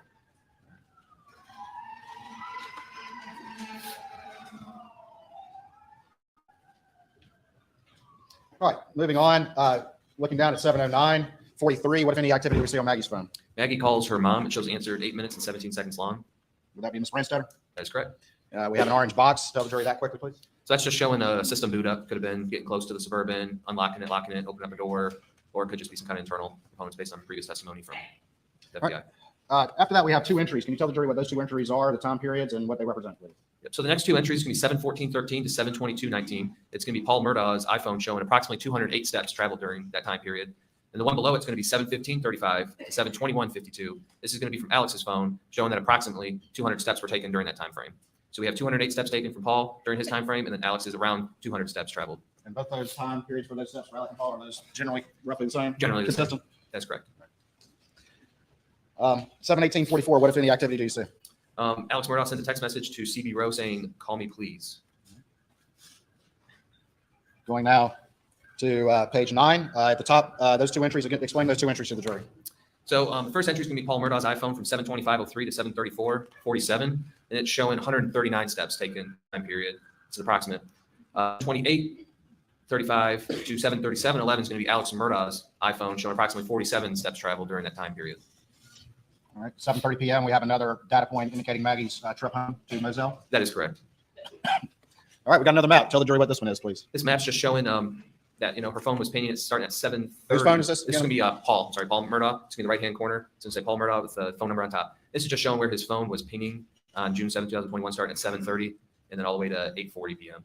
All right, we see 2 cell towers there and then some arcs. Where do those arcs intersect? The arcs intersect close to the property in Moselle Road.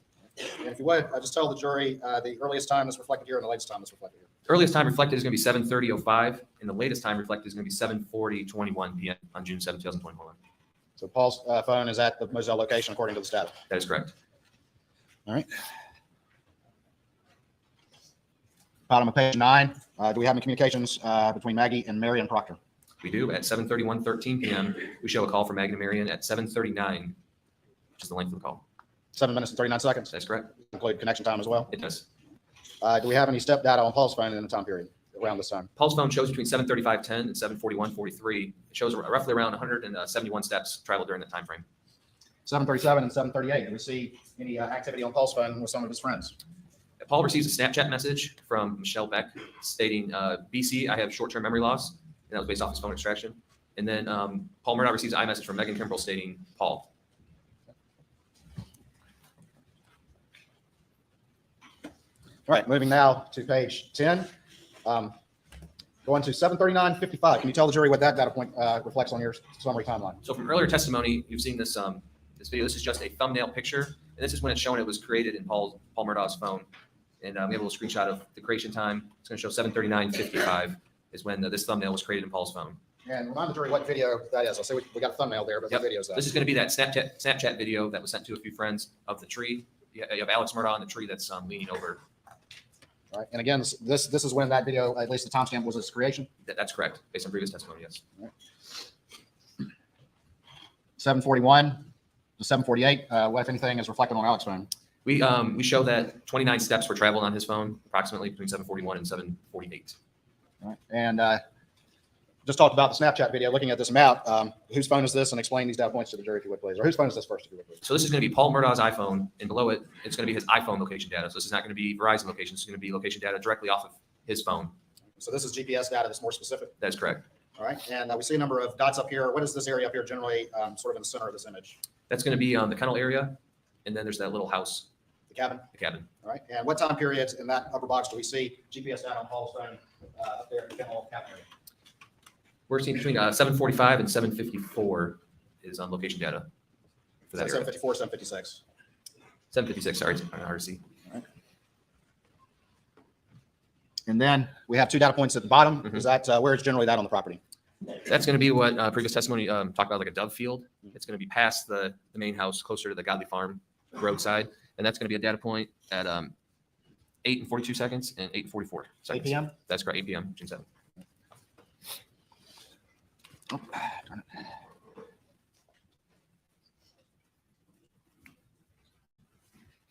And then down at the bottom of page 10, is there any step data on Paul's phone? There is. It shows approximately 89 steps traveled What during time periods? 7:45 p.m. to 7:55. Moving on to page 11, we have a map. Tell the jury whose phone that is and what that data point is, please. So this is going to be Maggie Murdaugh's phone. This is going to be Verizon location data. And what we see here is the tower and then the arc of the tower. This is going to be in the Walterboro area. The time is 7:50:03 p.m. All right, and moving down, we're starting to see some references, and there's a little battery symbol on the side. What does that represent? So that's going to represent battery life. So right here, this is going to be at 7:52:28. It's going to show Paul Murdaugh's iPhone battery at 7%. And in your review, generally of Paul's cell phone data, was it generally consist for him to continue to use his phone even if he had a low battery life on it? That's correct. And is that also consistent with the testimony from David Grubbs from yesterday? The Previous testimony, yes. All right, below that, 7:55 time period, we have two entries. Can you explain those two entries to the jury and how they relate to each other? So 7:55:44 to 8:05:28, we have Paul Murdaugh's iPhone showing approximately 262 steps traveled. And a close time frame from 7:55:32 to 8:05:07, we show Alex's iPhone traveling approximately 270 steps during that time period. And then at 7:56, what is reflected as it relates to that Snapchat video? This is when the Snapchat video referencing Alex Murdaugh would have been sent through Paul's Snapchat account to his friends, based on previous testimony. And it was created, you already testified to this, but it was created when? I believe 7:39:55 And it was sent out to his friends when? at 7:56 p.m.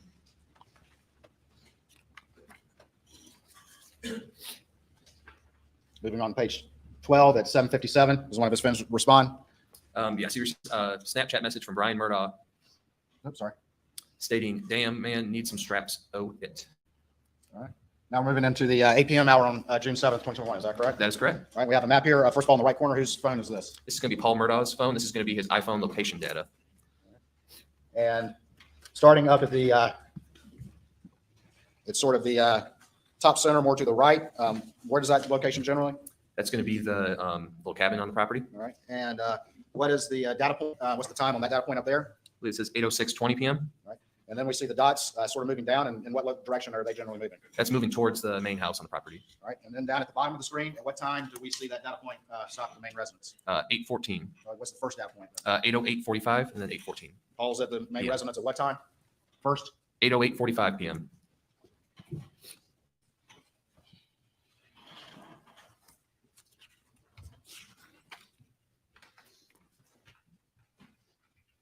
All right. And just on page 13, we have some earlier data points. Is this map kind of out of order just a little bit? It is. This is just going to be earlier data points at 8:05:14 and 8:04:45, just showing some location data from his iPhone.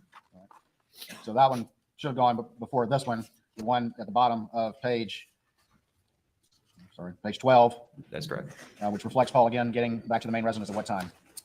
8:08:45 p.m. Looking below, again on page 13, do we see two entries for Paul and Alex's phone? And if so, please explain to the jury what they are.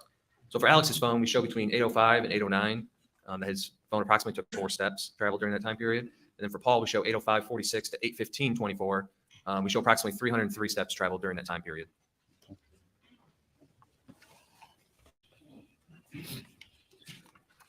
Moving on to page 14, do we see that same map again of Paul's phone reflecting him arriving at the residence at 8:08? 8:08:45, correct? And then still pinging there at what time, at the bottom time?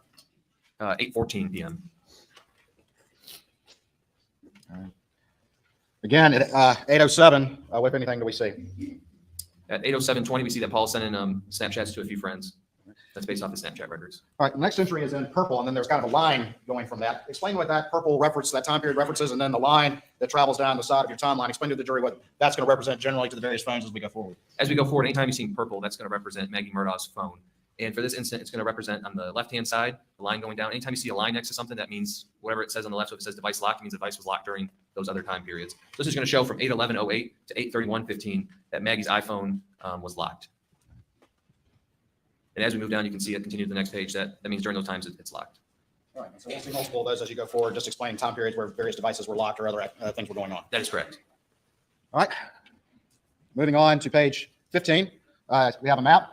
Explain to the jury whose phone this is and what it represents. This is going to be for CB Row, and this is a overview map. You can see Augusta, North Augusta area, and it's showing the sector and the tower that it's pinging off of at 7:13:15 in the North Augusta area. You say 7:13 or 8:13? I'm sorry, 8:13:15. All right, so CB Rowe's phone is pinging over here, way over here in Augusta. Is that right? That's correct.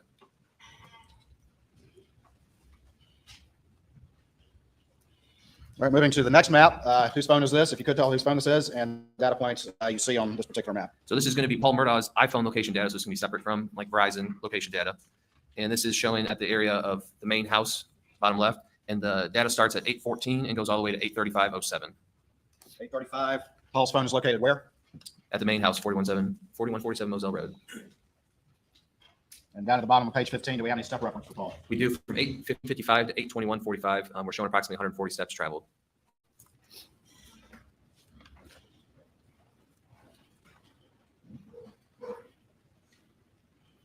Paul arrived back in residence about 8:08. You testified, is that correct? That's correct. At 8:17 and 14 seconds, what if anything do you see on Maggie's phone? So it's highlighted purple in reference to Maggie. It's going to show that her phone ended the connection to the Mercedes-Benz, which is the MBUX 95224. It shows that it's unplugged. And what does that mean? What does that reference mean as it relates to Maggie's phone and the Mercedes she was driving It means that she unplugged her phone from that from vehicle? that vehicle. And the data generally reflects that she's at the residence at that point. That is correct. Paul 8:08, Maggie 8:17. That is correct. Alex's last data point on his phone was 6:52, right? That is correct based on the Verizon records.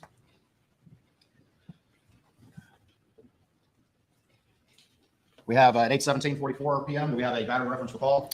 We do. It shows that his iPhone was at 4% battery life at that time. As we continue forward, do we see Paul continue to use his phone? We do. At 8:19, or I'm sorry, 8:17 to 8:18, what if anything do we see on Maggie's phone? We're showing approximately 38 steps taken during that time frame. Right. And that would be after her phone disconnects from the Mercedes. That's correct. 8:19 p.m., what do we see on Paul's phone? We see that he connects to a PRTC Wi-Fi and that he receives a Snapchat message from Ansley Wilson stating he got the magic touch. He also sends another outgoing text message or Snapchat message. Now, PRTC, his phone connects to PRTC. What is PRTC? So PRTC is going to be the local internet telephone provider for this area. So it's just showing a Wi-Fi connection. And was PRTC, to your knowledge, providing services to Moselle Road? They were providing services to the main house and then the cabin. All right, going below that, we have a series of communications. And whose communications are these going sort of back and forth? A series of communications. This is going to be Paul Murdaugh's series of communications. And I'm not going to read each one or have you read each one, but are these generally communications going back and forth with his friends? That is correct.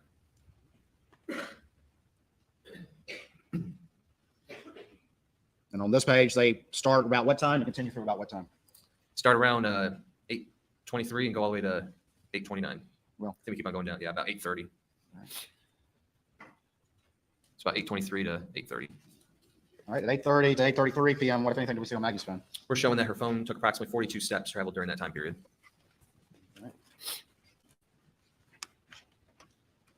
And that starts at what time that Maggie's phone starts reflecting steps? 8:30 p.m. About 8:30.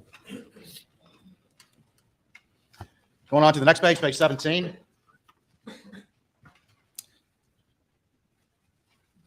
Going back just real quick on page 16, generally that series of communications with Paul and his friends, is he generally responding fairly quickly to the communications back and forth? He is, you know, it's their Snapchat and iMessages. He's responding and using those two applications very frequently.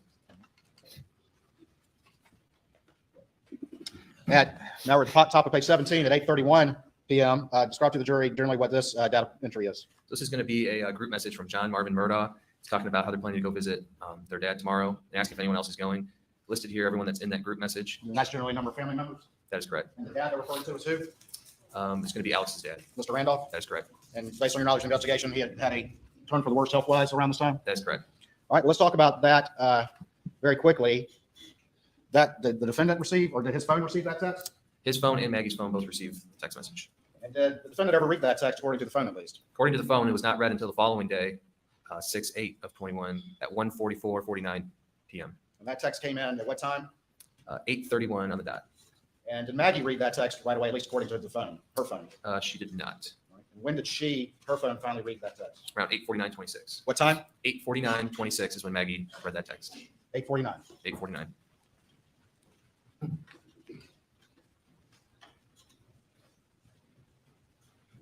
And 8:31, what, if any, entry do we see? So at the 8:31:15, Maggie Murdaugh's phone unlocks and does orientation changes. And then at 8:31:18 to 8:49:26, we show that her phone was locked. At 8:31, there's an orientation change. Does the data reflect that her phone was unlocked at that period of time? That is correct. All right. And then what happens after that at 8:31 and 18 seconds? Her device is locked until 8:49:26. 8:49:26, is that correct? 8:49:26. All right.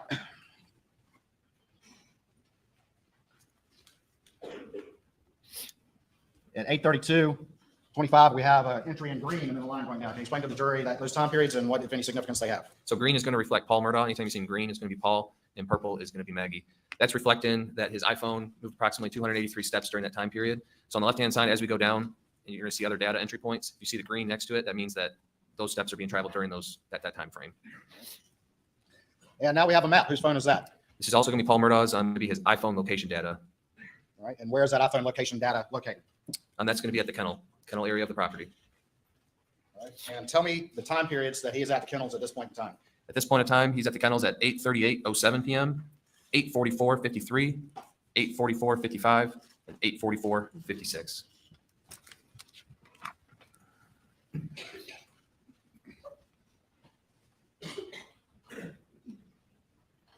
What happens at 8:40 while Paul's phone is at the kennels? Paul calls Rogan Gibson. It shows answered for 4 minutes and 14 seconds. Starting at what time? 8:40:20. If you have about a 4-minute call, what time does that end? 8:44. At 8:44:34, what, if anything, does Paul's phone indicate? So at 8:44:34, Paul Murdaugh initiates a FaceTime video call with Rogan Gibson. It shows answered 11 seconds long. And that's based off of Paul and Rogan's information. And then at 8:44:55, what does it reflect on Paul's phone? This is when this video was extracted and created through Paul's phone, which shows Alex, Maggie, and, well, you can hear Alex, Maggie, and Paul in the background. That's the kennel video at 8:44. That's a kennel video that's been in previous testimony, correct? Following below that, at 8:47 and 8:48, does Paul continue to communicate with his phone? He does. He uses the iMessage feature in his phone to send a couple messages to Megan Kimbrell. It looks like it's based off of movie recommendations. Are those communications for 10 minutes or just for a couple of minutes or a minute or so? A minute or so.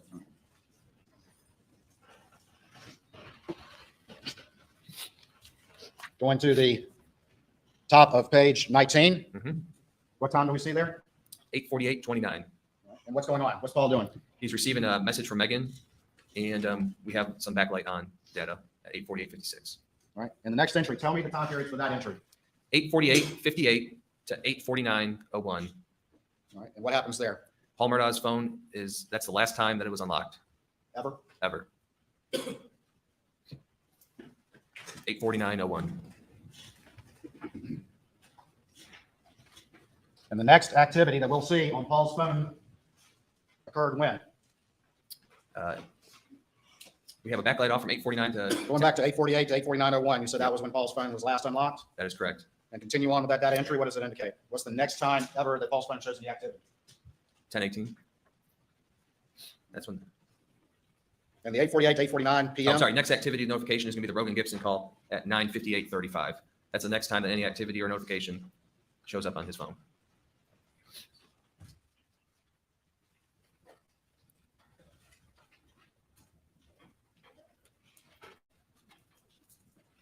Looking at this entry with the green line on the right side, what are those time periods there and what do they represent starting at 8:49:01? Starting at 8:49:01 to 10:34:23, Paul's phone shows device locked. Was it ever open again until it died at 10:34:23? It was not. 8:49:01 is the last time before that Paul had ever unlocked his phone. That is correct. Just a few seconds later, does Maggie's phone reflect any activity? It does. 8:49:26, approximately 26 seconds later, her phone unlocks for text message notification, and it implements an orientation change. And was that text message about Mr. Randolph that you earlier referred to? That is correct, that group message. I believe it was in response to Lynn. And at 8:49:31, here in red, what happens to Maggie's phone? Just seconds later, Maggie Murdaugh's phone locks forever forever. Until when? until it's recovered the next day at 1:10 p.m. On June 8th. on June 8th by law enforcement. Do both Maggie and Paul's phone lock forever around 8:49? They do.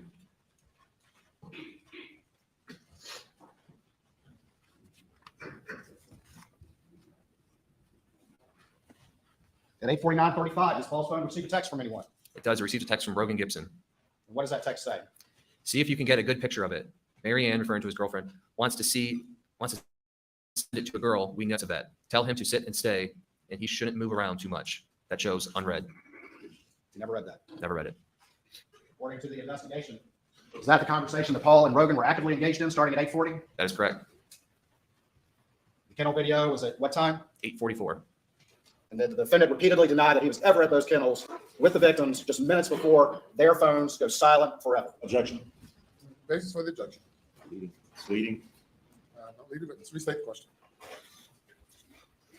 Did the defendant repeatedly deny ever being at the kennels at that Yes. time period? Yes, he did. Various interviews with law enforcement. And what's that kennel video? What time was that kennel video? 8:44. And what time did Paul and Maggie's phones go silent forever? Answered it several times. Objection is overruled. 8:49 is when their phones went silent forever.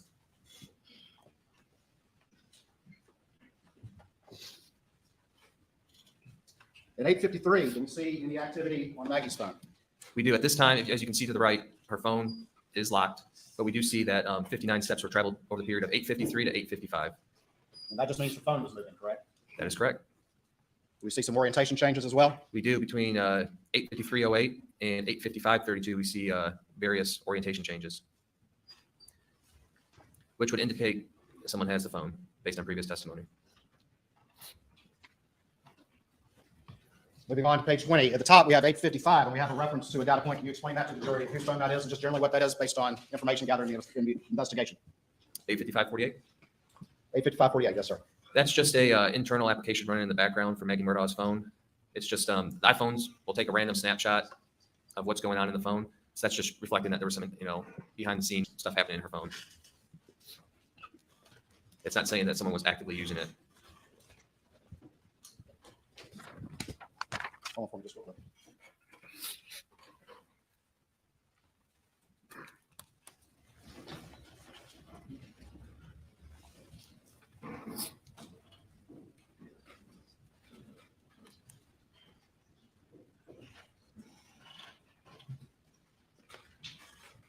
Right here at the bottom of page 13, we have a reference to step data on Alex's phone. That's correct. And what are those time periods? 8:05:35 to 8:09:52. It's showing 54 steps traveled. All right. Turn to page 20.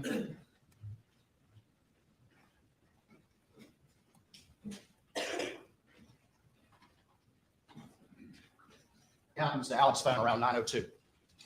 Pretty much wakes up. And what data point is reflected? From 9:02:18 p.m. to 9:06:47, it shows 283 steps traveled. And how long? How many minutes, roughly? 5 minutes, 5-6 minutes. I'm going to show you what's been marked as Exhibit 521 in your testimony and see if you recognize that. I do. And tell me what that is, please. This is going to be a paste spreadsheet for Paul Murdaugh, Maggie Murdaugh, and Alex Murdaugh that I created. Your Honor, this time I would offer States 521 into evidence. No objection. Submit it. Yeah, the only piece. In general, if I could have the screen.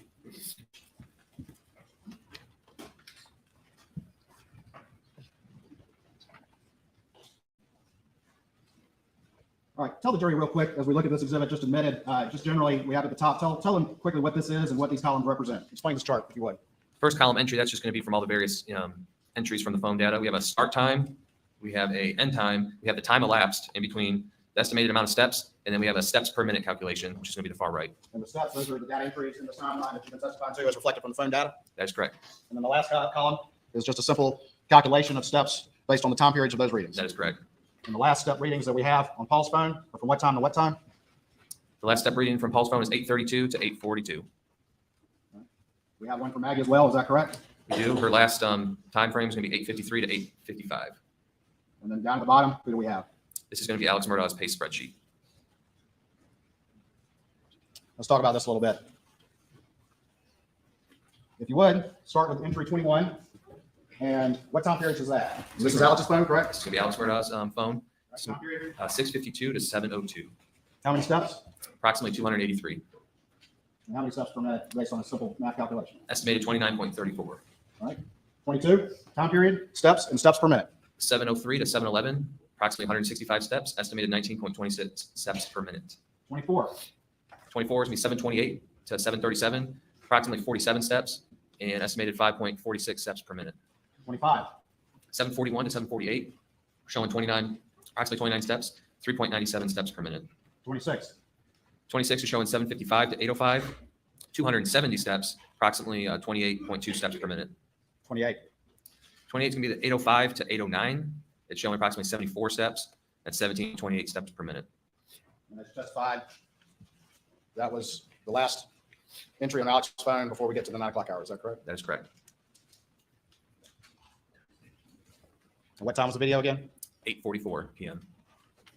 Let's talk about 27. What's the time period there? Time period can be 9:02 to 9:06. How many steps? 283 steps, 70.75 steps per minute estimated. He was a busy guy right then, wasn't he? Here's-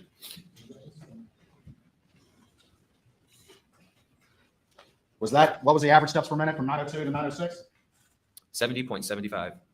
Was that far in excess of any ratings on his phone in those prior entries? According to this table, yes. Have the computer back again, please.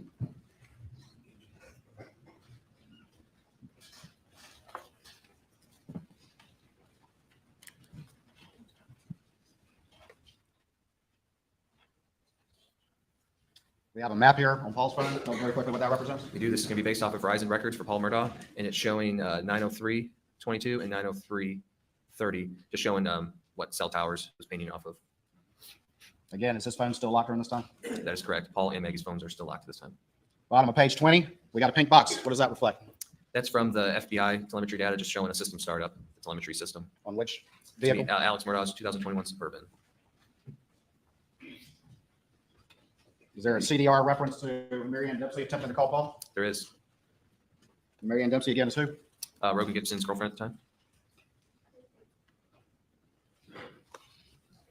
We have 2 entries after that. Can you explain those entries to the jury and tell the jury what those are? Yep. So at 9:03:52 and 9:04:23, Maggie Murdaugh's iPhone backlight is on. At 9:04:23, Alex Murdaugh calls Maggie Murdaugh, shows 18 seconds in his CDRs. This does not show on that Dylan Hightower first extraction or the second extraction. It also shows missed on Maggie's phone extraction. That one's missing from Alex's phone, correct? That is correct. In the call log, it is missing.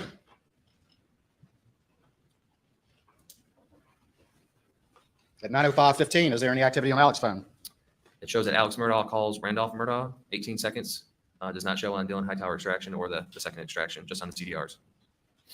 We have a pinkish box. What does that represent? Pinkish box can represent that system startup for the telemetry data for the 21 Suburban. At 9:06:12, what happens? Between 9:06:12 and 9:06:20, Maggie Murraugh's phone implements orientation change from portrait to orientation sideways. That starts at 9:06:12. Yes, it goes to 9:06:20. Orientation starts to change. Well, it's 2 seconds after that orientation starts to change. At 9:06:14, so that's 2 seconds afterwards, the phone receives an incoming call from Alex. Was that call on the call log when Dylan Hightower downloaded the defendant's phone? It was not.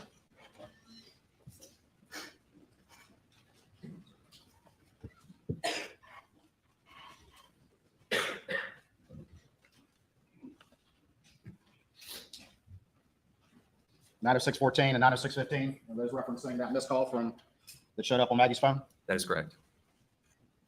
And 9:06:20, we're still seeing an orientation change. Yep, that's when the orientation ended. Moving down to the bottom of page 21, we have a bluish and a green box. Tell the jury what that is. So according to the FBI telemetry data, the blue is going to indicate a shift in the transmission, and then green is going to show driving. The Suburban's underway. That is correct, according to the telemetry data. At the bottom of page 21, is there another call from Alex Murdaugh's phone to Maggie's phone? There is at 9:06:52. Alex calls Maggie. It shows 7 seconds long. That's based off of CDR since it was deleted off the call history. It wasn't on Alex's extraction, correct? It was not. 2 missed calls. 2 missed calls. Moving to page 22, at the top, what, if anything, does Alex Murdaugh's phone show in relation to the Suburban? So it's just showing that the device connected to the car. When you get in your car, your phone will pair. It's just showing a device connection to iPhone. And then the next entry, there's a time range there. Explain that time range to the jury and what that means. So starting at 9:07 and going till 9:44. 9:31:44. Her backlight is off. The backlight is off. That entire time period. That entire time period. It was on, but now for this time period from 9:07 to 9:31, it's going to show off. Going to this map, is that some of the cast data that you did that you testified to the jury? It is. This is a previous slide that we had up. It's showing at 9:07:06. The Suburban is leaving 4147 Moselle Road. 2 calls to Maggie. Does the Suburban just take a quick right and go down this road right there to the kennels, or does it just continue straight on? It just continues straight on. Doesn't stop by the kennels for a second, does it? Doesn't stop by the kennels. His vehicle does not stop by the kennels. Keeps right on going. It's right on going to Moselle Road, makes a right.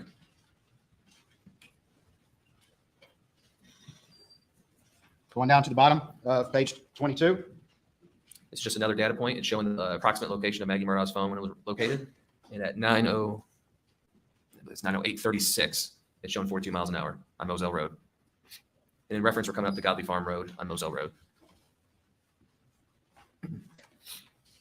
This is at 9:08:36. And then we have, below that, we have a reference to a data point that you previously showed to the jury at 9:08:42. Yep, it's going to be on the next page. All right.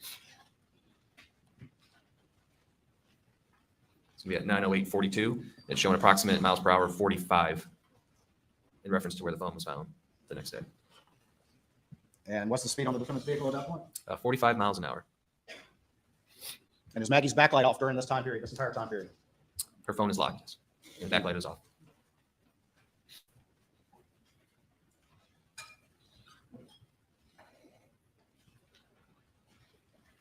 At 9:08:58, what do we see? Alex Murdaugh sends a iMessage to Maggie stating, going to check on M, be right back. This shows unread in Maggie's phone. Moving on, does Alex's phone reflect a series of calls being made? It does. Tell me about the first one. First one's going to be at 9:10:47. Alex calls Buster. It shows 60 seconds long. That's based off of CDR since it's not in his phone extractions. And that's again also missing from that entire series of events around the time of murders that was not on Alex's extraction when it was downloaded. That is correct. It's not in the call log. I'll move on now. Been asked and answered.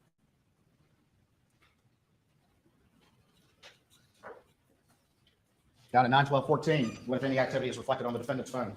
Alex Murdaugh calls Chris Wilson. It shows 42 seconds long. That's based off of CDRs because it's not in any of his phone extractions or call log. Connection time as well. It does.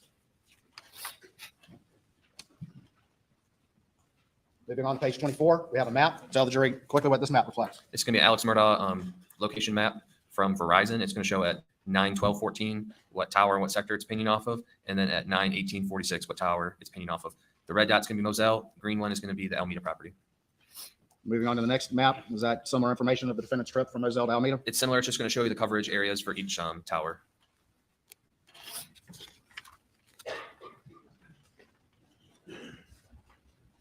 And then on page 26, what does this map reflect? It's going to be Verizon records for CB Row. Far right, the little red dot, that's going to be Moselle. Blue dot is going to be CB Row's home in Brunson. This is just showing the cell tower data at the time frame of 9/14, 9/20, and 9/21. And?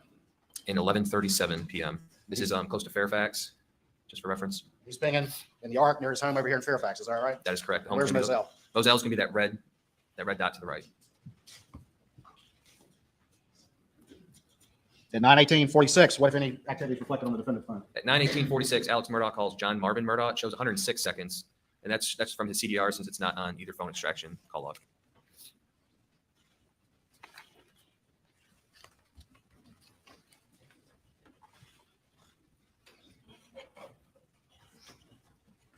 All right, we're on page 26 now. Tell the jury quickly what this map reflects. There's also going to be Verizon records from Alex Murdaugh's phone plotted. It's showing starting at 6/20/34 all the way to 9/46/35. It's showing from the cell tower in the sector of Alameda. You said 6/24 or 9/20? I'm sorry, 9/20/34. So roughly 20-minute period at Alameda? Roughly 20 minutes, correct. Moving over to page 27, what is this map? This is just going to be a zoomed in picture from the previous one, just showing the same time frame, just showing a little bit more zoomed in from the cell tower in proximity to Alameda. At 9/20/34, what if anything happens on the defendant's phone? At this time, Chris Wilson calls Alex at 9/20/34. It shows for 131 seconds. And we got this data from the CDR since it does not show on either one of his extractions. And during that time, Claude CB Row at 9/21/36 calls, but Alex does not answer it.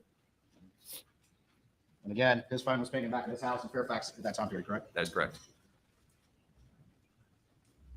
We see the blue and green box. Tell the jury what's happening with Alex's Suburban at this point.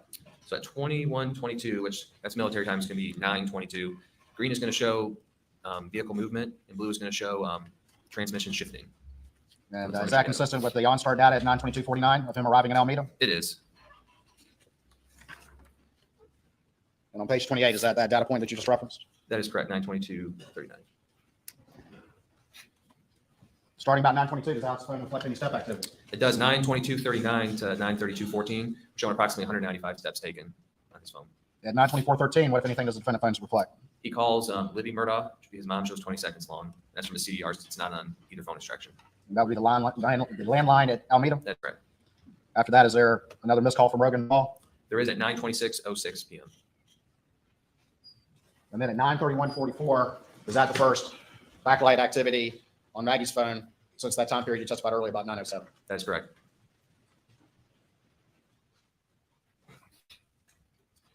At 9:34, around that same time, is there any communication on Maggie's phone around the time of that backlight activity? There is at 9:34:14. Rogan Gibson sends an iMessage to Maggie Murdaugh saying, tell Paul to call me.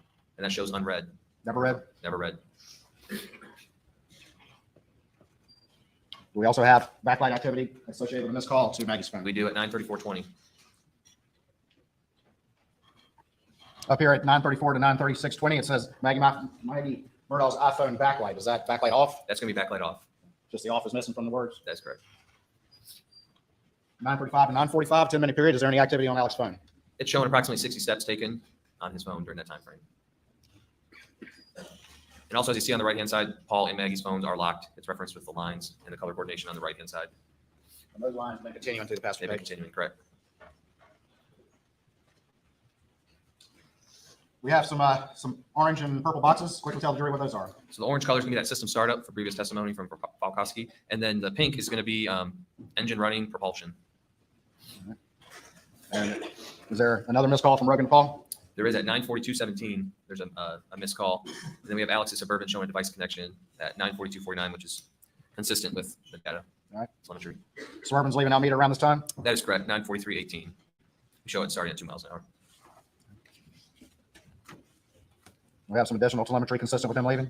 We do. Is there any activity on Maggie's phone at this point? So at 9:44:04 to 9:45:04, it shows that her backlight was off. And is there a missed call associated with that backlight activity or around the same time? Yes, Maggie Murdaugh received a call from, it's going to show as PA in the phone extraction, which is it's Alex's number, and it shows missed. And was that call missing from Alex's phone extraction? It was missing from both phone extractions. Going down to 94635, what if any activity do you see? It shows that Alex Murdaugh called Paul Murdaugh, shows 18 seconds long. That's with the connection. And that is based off of Alex's CDRs. It does not show in either extractions. 94723, what do we see, if anything? Alex sends a iMessage to Maggie stating, "Call me, babe," and that shows unread in Maggie Murdaugh's extraction. And we see some backlight activity around the time of that text message, that unread text message? We do, a couple seconds. We have a map here. Just generally, what does this reflect? We do. This is going to reflect coverage area of the cell tower between Moselle and Almeida. And this is whose phone? This is going to be Alex Murdaugh's phone. This is going to be his Verizon records, not location data for phone. Moving towards the direction of Moselle? That is correct. Additional maps consistent with that as testified to by Matt Wild? That is correct. It's showing coverage area. At 95215, what the activity is on Alex's phone? So at 9:52:15, Alex Murdaugh sends an iMessage to Chris Wilson saying, "Call me if up." Just around the time where he's running 80 miles an hour? That's correct. 9:51:43 is when we have the 80.16 mile per hour. All right, moving over to the next page. Is there any further activity? Alex ends up receiving a call from Chris Wilson at 9:52:59. Shows 42 seconds long with connection. That is also not on either extraction. And at 9:53:55, he receives another call from Chris Wilson. Shows 123 seconds, and that is on his CDRs, but not on either phone extraction. And then from at about 956:57, what if any activity do you see on Alex's phone? So from 9:56:57 to 10:06:57, it shows that Alex Murdaugh traveled approximately 231 steps traveled during that time. Starting at what time? 9:56:57 to 10:06:57. Remind the jury what time the 911 call was? It was 10:06:14. At 9:57 and 9:58, what activities reflected on Paul's records? So Rogan Gibson calls Paul Murdaugh, shows 4 seconds, and CDRs. And then at 9:58:35, Rogan sends a text message to Paul stating, "Yo." And that hits Paul's phone? That is correct. And It shows red. It shows unread from his phone extraction. We have a bunch of green and blue boxes. Is this more telemetry data from the Suburban? This is, the green's going to represent drives, and blue is going to represent some kind of gear shifting of the vehicle. But the GM OnStar data reflects what, about 10 on the dot? It reflects him pulling into the driveway at 4147 Moselle Road, the main entrance. Where did the Suburban go first? Suburban went directly to the house, bottom left. It didn't go to the kennels first, it went to the house first? That is correct. And what time does it arrive at the house? Or what time right there in that map? That's what, it's mapped at the top? That's what the time that it pulls into the driveway.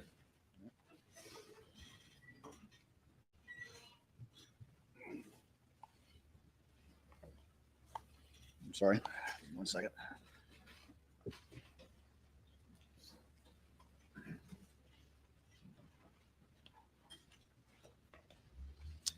At 10:03:36 p.m., there's 2 entries around that time. Can you tell the jury what any activity you see that relates to Maggie's phone?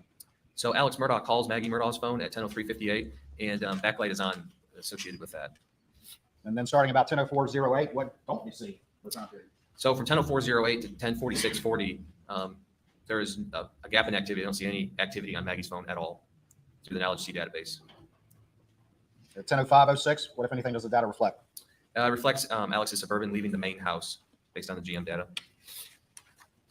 Going over to page 35. Is this one of your cast maps? Yes, it is. It's 10:05:06, and it's showing the time the Suburban starts to leave down to the kennels. And going to the next map, what time is that? Next map's going to be 10:05:57. That's What- the arrival time at the kennels. According to that GPS location data. Yes, sir, from GM and OnStar. What's that time again? It's going to be 10:05:57. Down at the bottom of the page, what time is the 911 call? 10:06:14. How many seconds is that from the time that the Suburban arrives at the kennels and he calls 911? Roughly 20 seconds. 20 seconds. That's correct. Do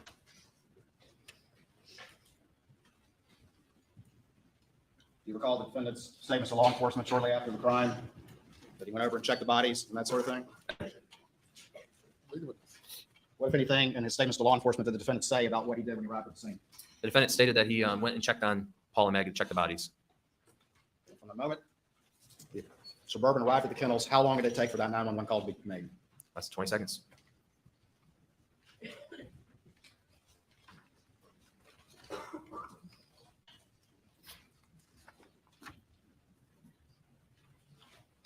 Another call from Rogan Paul that never be answered. That is correct. 10:08:27, never answered. 10:11:54, what happens? This is when Alex Murdaugh on the 911 call stated he was going to go get a gun. This was at 10:11:54. This is when Suburban is showing leaving the kennels.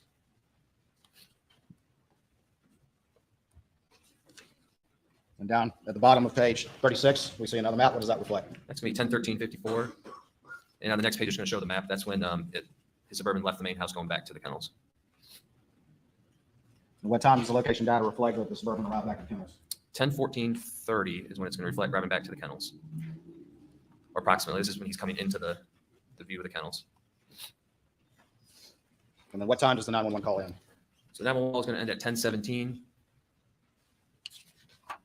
And then the step data is what the 10:16:37 p.m. is referring to. That's going to be when his step data ended. I believe it was 594 steps taken.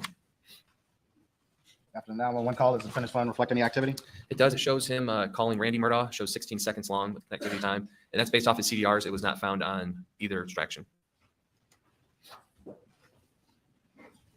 Then also we have a 10:18 where he's sending a text message to Randy saying, please call me emergency. Is there step activity around this time when I was suspended? There is 10:18:53 to 10:28:05. We're showing approximately 525 steps taken during that time frame. And does Paul's backlight come on again at 10:18? It does 10:18:08 to 10:18:20. We're showing backlight. Was that after the 911 call had ended? No, I'm sorry. Yes, it was. Yes, it was. Yes, it was. So 10:17 is when the 911 call ended, and this would have been at 10:18:08. So this would have been right after. And the last text that hit Paul's phone was from whom? Rogan Gibson. I believe it said yo. Paul's phone still hitting the course at the kennel location? That is correct. This is going to be off of his iPhone location data. And where was Paul's phone found again, according to your knowledge of the investigation? It was found on Paul's rear end, facing up. Top of page 39, we have a map. What does that reflect? This is going to reflect Verizon records for Alex Murdaugh, starting at 10:19 all the way to 11:18, and it's just showing the sector it was pinging off of. And that's in the area of Moselle Road. All right, we have a range of times there from the 10-ish hour to the 11-ish hour PM. Is Alex phone being there? That's correct. Does Alex phone reflect a couple of calls that were not on his extraction, but in the CDRs? It does. To what people? It's going to be to Randy Murdaugh, John Marvin, and then Rogan Gibson, and then Christy. At 10:20:08, what, if any, activity does Paul's phone reflect? So Paul's phone shows a display on screen auto lock. It's been locked. It's just not going to auto lock. Display on auto lock? Mhm. And auto lock can be consistent with what, according to your understanding? According to my understanding, is that auto lock could be it doesn't recognize like a face, so automatically locks, or it could be just hitting like on the iPhone, the power button on the side. And what was the last text that hit Paul's phone again? Who was it from? Rogan Gibson. And what does the defendant do just seconds later? Calls Rogan Gibson. Was that on the Dillon Hightower extraction? It was not on the Dillon Hightower extraction or the second one. You mentioned before that there was a group text about Mr. Randolph's health. And when did the defendant finally read that text? The following day, so that'd be June 8th, 2021. At 10:22:09, was there a text the defendant read? There was 10:22:09. He received a group text message from Michael Gunn and a few people saying she brought the heat from Miami boys, and it was read the same night at 10:38:42 p.m. And the associated picture is below. The 10:24 and the 10:25 hours, what, if anything, does the defendant's phone reflect? Alex tries to call Rogan, and then he sends a message stating, call me. And then he attempts to do a FaceTime, and this is going to be the first log that we see on his phone records is going to be this FaceTime call with Rogan on his extraction for the day of June 7th, 2021. Multiple attempts to contact Rogan. That's correct. What time does law enforcement arrive on the scene? Approximately 10:25 is when the first deputy arrived on scene. 10:25? That's correct. We see step activity around this time on Alex's phone? We do. So we had a group step activity end at 10:28:54, and then we had a new group start at 10:28:54 that goes to 10:37:27. It's showing 320 steps traveled approximately. And does the defendant's phone reflect any phone activity after that? It reflects 10:29:17 a call to Randy that shows answered 42 seconds long. That's also not on the extraction. And then a FaceTime with Rogan at 10:30:31 that does show on the extraction. That was attempted FaceTime? That's correct. I believe the previous testimony, Rogan said he was asleep during the time. Moving on to page 41. This is going to be a Paul Murdaugh Verizon records. This is just going to show the cell, the tower, and then just the location. And you can see Moselle Road within it. This is a 10:34 time period. Was there a display on activity on Paul's phone, but also a phone call from Nolan Tootin around that time? That is correct, sir. Correct. Around 10:34, it's showing display on and then a Nolan Tootin phone call.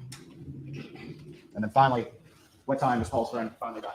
Paul's phone finally dies at 10:24 p.m. on June 7th, 2021. Almost 2 hours after the killing video? That is correct.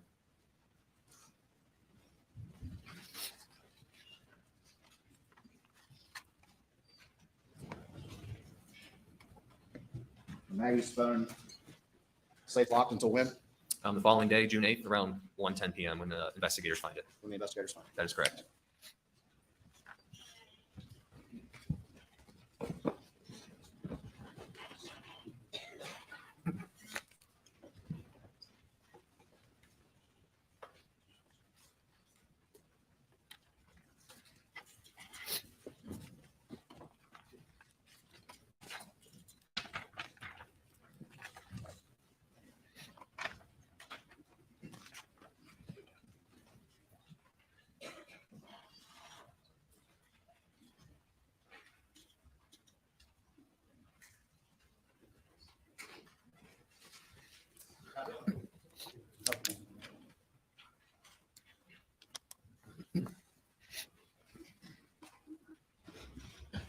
I'm gonna show you a couple of exhibits. We're almost done. And everybody's hungry.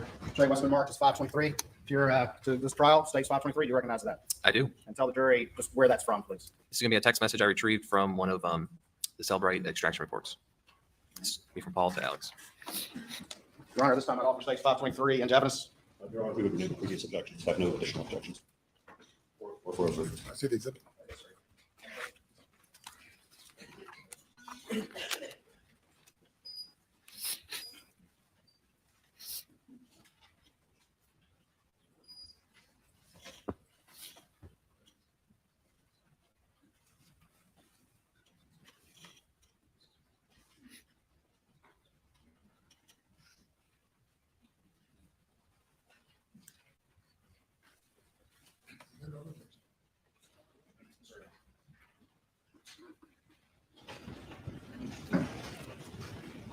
I'm gonna show 523. And this is a text from which person to which person? So this is going to be from Paul Murdaugh, and it's going to be to, it says voicemail. That's going to refer to Alex. This is paying from his phone. It's going to be the owner. So that's going to be Paul to Alex. And what's the date? The date is going to be May 6, 2021 at 10:52:13 a.m. And what does it say? It says, I am still in EB because when you get here, we need to talk. Mom found several bags of pills in your computer bag. This is again from Paul to Alex on May 6.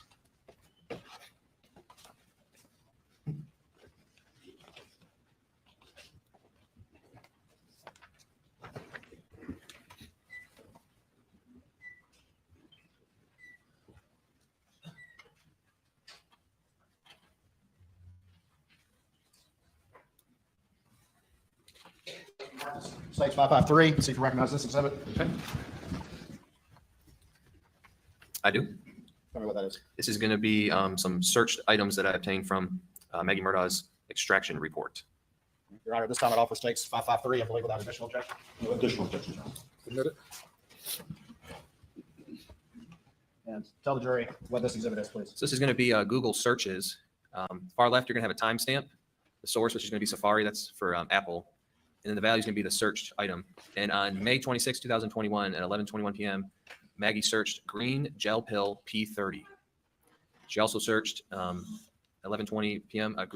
Green gel pill P30, white pill 30 on one side RP. And if you look to the right, you're going to see a comment that says deleted. That one is showing yes has been deleted. And then if we go down to row number 4, it's going to be May 6, 2021 from Safari, white pill 30 on one side RP, and that's also shown deleted.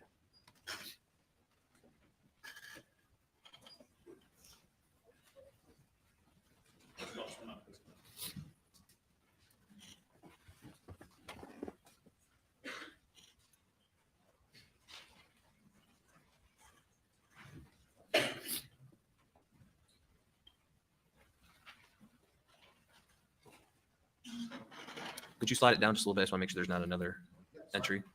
Okay.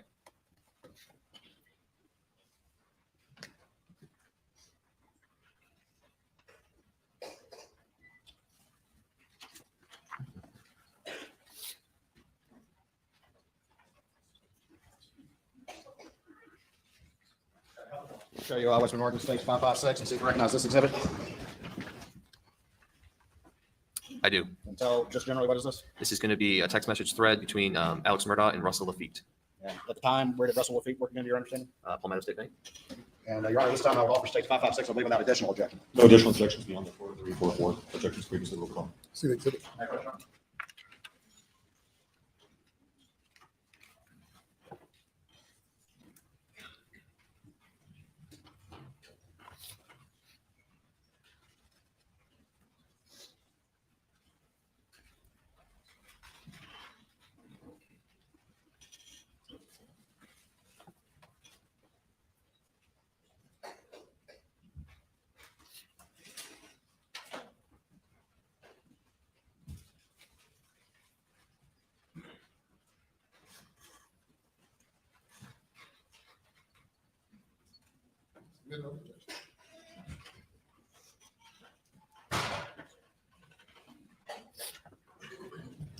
Right, I'm gonna put States 556 up on the screen. And again, tell the people on this text and the time and what it says. So this is going to be a text from voicemail, which is going to be Alex Murdaugh's phone, to Russell Lafitte. It was sent on June 3rd, 2021 at 3:22 p.m. This is from Alex stating, "I need to extend farm credit line another $600,000. My dad will sign also if needed. How much turnaround will that take?" And again, that's from Alex to Russell Lafitte on June 3rd, 2021. Show you two final exhibits, States 554 and 555. And you recognize those? I do. And where were those found? These are found from Maggie Murdaugh's iPhone extraction. Your Honor, this time I offer 554 and 555 into evidence, I believe, without objection. They're admitted.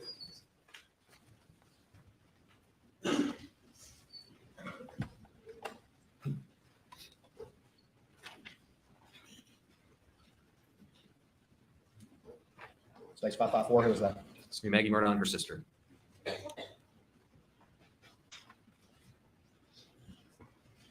States 555, who is that? It's going to be Buster Murdaugh, Maggie Murdaugh, and Paul Murdaugh.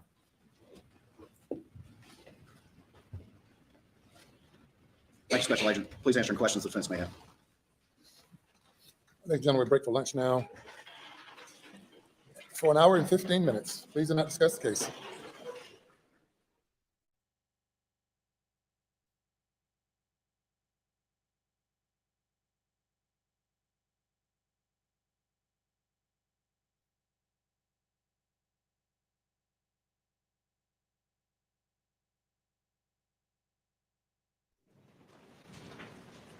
Please do not discuss your testimony during lunch.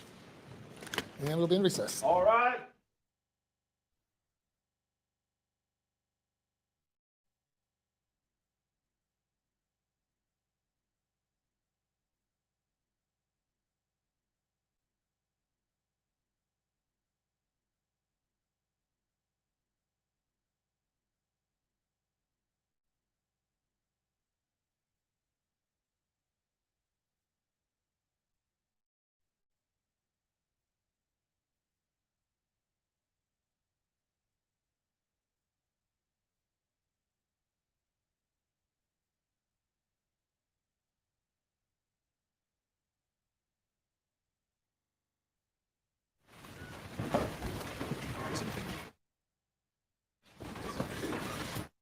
All right, thank you. Welcome back. Cross-examination, Ms. Barber. Please, court.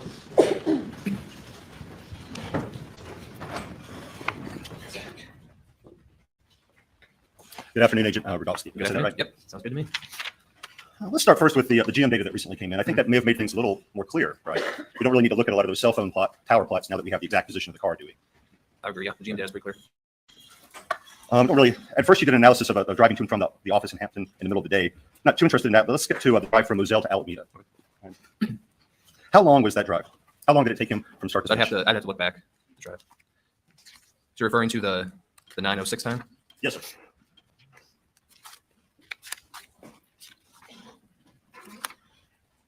So it's like 9:07.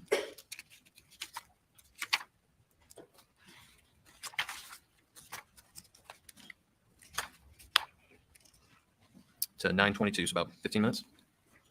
And do you need? Is it more like 16 minutes? Do you 16 need a minutes, pen and yeah. paper, 16 minutes. Yeah, sure.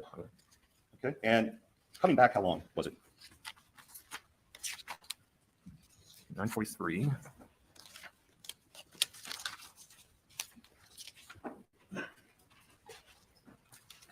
18 minutes 18 minutes? Okay. approximately. So the top speed on the way back we saw was a little faster, but it actually took a little longer to make the return trip. Is that accurate? That's correct. Um, You're referring to the same drive Alameda back. Exactly, yes. Okay. Are you aware that Senior Special Agent David Owen did a test drive from Alameda to Moselle on January 3rd of this year? That's correct. I was in the passenger seat of that. And how long did that take? I would have to see the data. I don't remember. You don't have that? You don't know if it was 17 minutes and 35 seconds? If I was presented with something, it could be, but I do not have that number in front of me. If it were that, it would be right in between those two times that we just saw for Mr. Murdaugh going back and forth, would it not? It could, but there was different variables at the time. It was during the day, wasn't it? It was. It was. So on this way back, there's that little 80-mile-an-hour spurt. How long did that go on? I'm unsure of that. It's just the data point is plotted. It doesn't give a. It just gives you a timestamp. It doesn't say for how long. In your experience, I think you talked earlier that you would respond to calls in a marked car with blue lights. Not a marked car, but on a marked car with lights. Yep. Is it extremely unusual for someone who's on a straightaway and rural road at night to give it some gas on a little burst? A little bit of gas, but when it's 55 and you have deer and other environmental factors that play. Yes, but it's not that unusual, is it, for someone to give a little gas on a straightaway and rural road? It depends on what a little gas is. But the overall speed that he went to get from where he was going, coming from where he was going to, as far as you know, is in line with the test drive that you were in the passenger seat for? If that is correct, what you mentioned, yes. It's like right in between those two, actually. Like I said, I don't have that test drive data in front of me, but Let's move on then to when he drove past that point where Maggie's cell phone was later recovered. And I think it started on slide 23. 23. Actually, you go back one slide. Right. So we're on slide 22, sorry. 22. Okay, So he's going 37.2 miles an hour here. that's correct. The next slide. Now he's still approaching it at 42, so he's accelerating gently. Is that fair? That's correct. Next slide. Looks like he is just past it, going slightly faster than he was on the previous slide. Is that correct? That's correct. Next slide. He's continuing to, there's a good bit down the road there at 45, but is it fair to say he's continuing a fairly gentle acceleration? I would say so, yes. So what we saw as he passed it, he did not slow down and speed up as he went past that point. He continued his same gentle acceleration. Per the data, yes. And we won't go through it, but if we went down later to when it goes down to the bottom of the screen, Mhm. it would show that he slowed down slightly corresponding when he sent that text, go to see him, be right back. Is that accurate? I believe so, yes. We'll be done with that. I'm going to now just skip with this data all the way to when he approaches the kennel coming from the house right before he calls 911. Okay.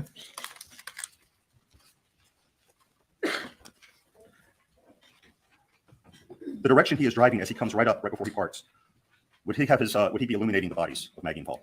Per the aerial that I'm looking, I don't know if I put on the screen you can show, but per the aerial, it would be coming around that curve and it would illuminate at least Maggie's body. Would the illumination, is it going back toward that space between the barn and the kennels where Paul's body was out? Like I said, this is just a data plot. But you could determine that, could you not, from just the last 2 points, because that would show you the direction that the vehicle was pointing. It doesn't say the vehicle's pointed that direction, it just says that's the. But if it moves from point A to point B, being a car, it would have to. Yeah, be in but that where direction. it final rests, I don't know which direction. But as it's moving, yes, you would think it would. right, so the headlights certainly on Maggie. It would appear from the plot maybe on Paul as well. And does he park near Maggie's body? I do not know where he parked the first time because all we have is when the deputies arrived the second time. So I- On your plot, on the plot here, when he comes the first time before the 911 call, where does his vehicle stop in relation to Maggie's body? it stops before it. How close is it?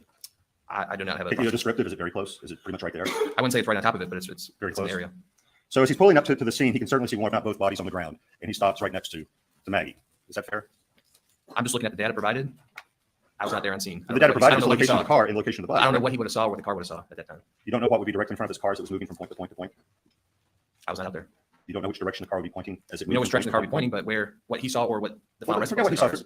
Is the car's headlights pointing at the bodies as he's pulling up? I cannot give a definitive answer on that because I was not there, and the data I have. I'm asking from the data. The data does Obviously, not say. I'll finish this answer. You must give the witness an opportunity to respond fully. You may proceed. There is no data that says that the headlights were pointing in a specific direction or at a specific object, so I cannot answer that. When you say there's no data saying the headlights are pointing in a specific direction, were they not pointed along the line that would connect the last two data points before the car stops and goes in the park?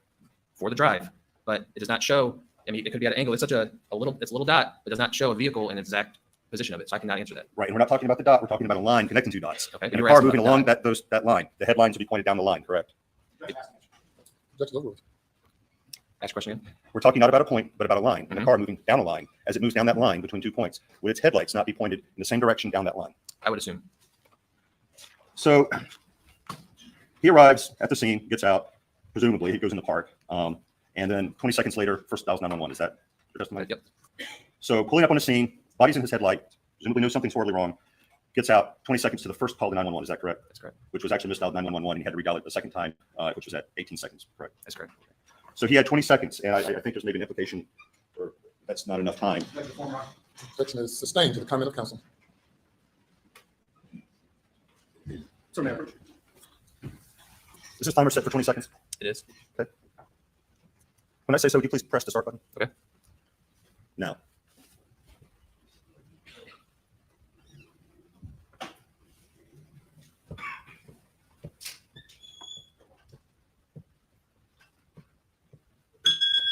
That was 20 seconds. Would you agree? For your phone, yes. You don't dispute the phone. I do not. TD. If the person getting out of the car had seen the bodies already knew something was horribly wrong, do you believe that that is an unreasonably short period of time to inspect and call 911? I'm here to testify on this data, not hypothetical. I think you're asking the wrong person on that. Fair enough. We'll move on.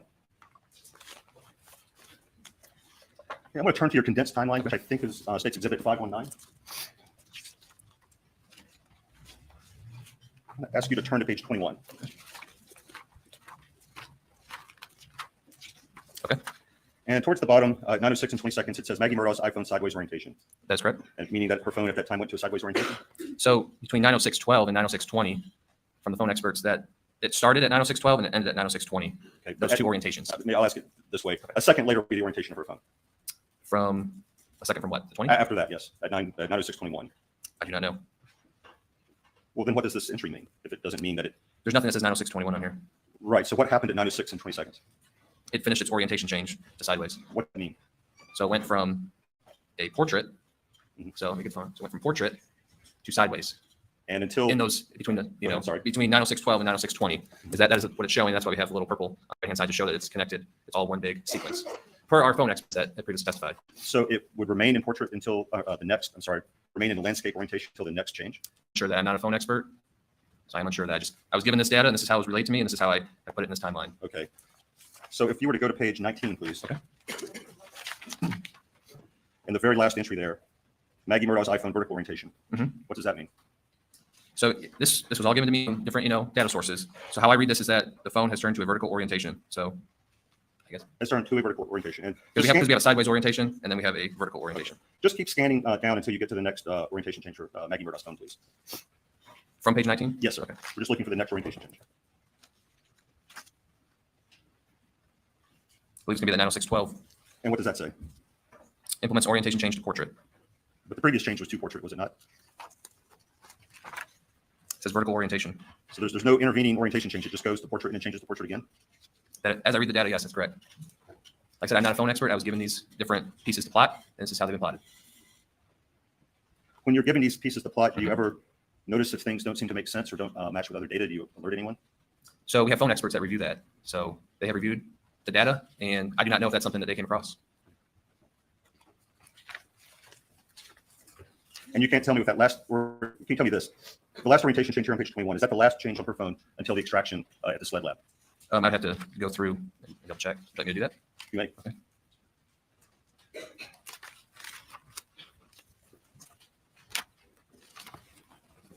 You said orientation change, correct? Yes, sir.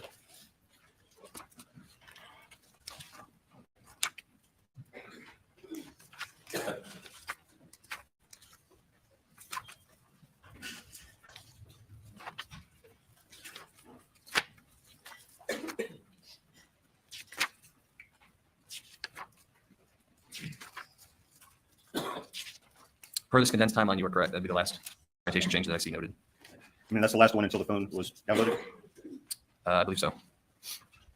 You should, State's Exhibit. That would, now the thing is, this is just a timeline, so it could be in what's already in evidence from Lieutenant Britt Dove. But in this timeline, that's the only one showing. Okay. If orientation changes, we were really only concerned for the day of for this timeline. Show what's been previously admitted as Defense Exhibit 38. And go to the last page. This was previously admitted as evidence during the examination of Lieutenant Dove. It's a complete list of every orientation change recorded on her phone as of the extract. Is the last one listed, the very last one, the 906 orientation change? The 906.22 on the bottom? Yes, sir. That's correct. The 906, yep, far bottom column. Yes. We show State's Exhibit 278. This was also admitted at examination. This is a photo taken in the SLED lab before the extract, actually 5 days before the extract. This phone is in portrait mode, is it not? The way I read it, yes, that is portrait mode. So that very last orientation change we saw was to portrait mode because there are no subsequent orientation changes. It seems yes. And not landscape as it says on this. The thing is, before this picture was taken, you have to remind yourself that, SLED got the phone, and then this photo was taken at a lab. Yes. So I don't know. I don't know what happened. People, it's been moving around manipulated. I don't. But we just looked at a complete list of all the orientation changes, did we not? It wasn't time limited to a particular date. It's everything on the phone. Like I said, I did not produce that document, so I'm going to have to go any word on that. Let me ask this before we kind of move on from this. It's been stated a few times in testimony, I think you did as well, that you don't get an orientation change recorded when the screen is off. Is that correct? That is my understanding from previous testimony. Okay. So my screen is off. If I turn it like to get an orientation change and it's off, if I just stand here for a while, however long, an hour, and without moving the phone, turn the screen on, will there be an orientation change? That is a technical question for an expert that we had up here yesterday. I'm not an expert, and I'm not a phone expert. So where I'm going with that is simply, you don't know yourself in preparing this timeline whether the orientation changes that you're putting on here correspond with movement of the phone at that moment. I'm going off of data I was given from phone experts that gave me the data and has been put on the timeline. I'm going to turn now to the timeline and really focus on the timeline for Maggie Murdaugh. And I'm going to skip, kind of close to the time that we're. Are you still on the condensed or the phone? I'm going to be on the condensed the entire time. I'm not going to refer to the other one. And I want to start on page 17 with that group text that Maggie Murdaugh read. Came in at 8:31, but she read it at 8:49:26. Okay.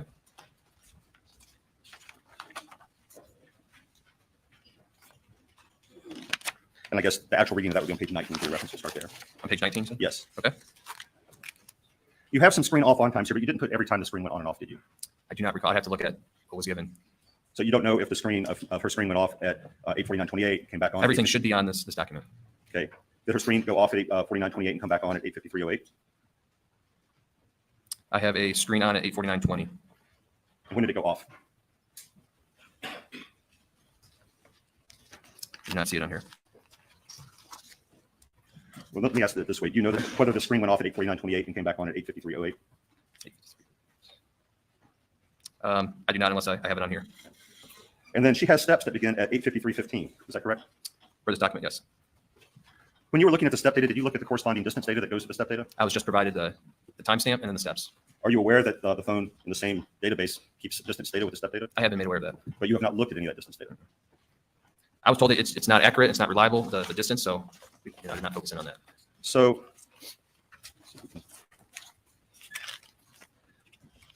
would you think that it is possibly, well, just as an investigator, on your spreadsheet, I won't bother to put it up, you had a bunch of time periods where Alec had steps at different times. Do you think there would be any relevance to whether the number of feet per step and all those different increments was extremely consistent? Is there any relevance to it? Would it maybe suggest the same person was walking? Objections overruled. I would have to, I didn't do feet per step, so I have to see the data. I understand that. And the Yeah. question is, would there be any relevance to an investigation to seeing that the feet per step were extremely consistent for disparate time periods, the same phone? I said this was just a tool that we used. It could be. It just was not explored. And if this time period, 8:53 with Maggie Murdaugh steps to 8:55:32, if the distance covered at that time were short, meaning she was moving particularly slowly, could that have any relevance? It depends, but that distance is, we're told, is highly inaccurate, and everything is an estimate. So even the steps, that's, we're told by the phone expert that's an estimate. That's not an exact number. The same, I would assume, for the distance.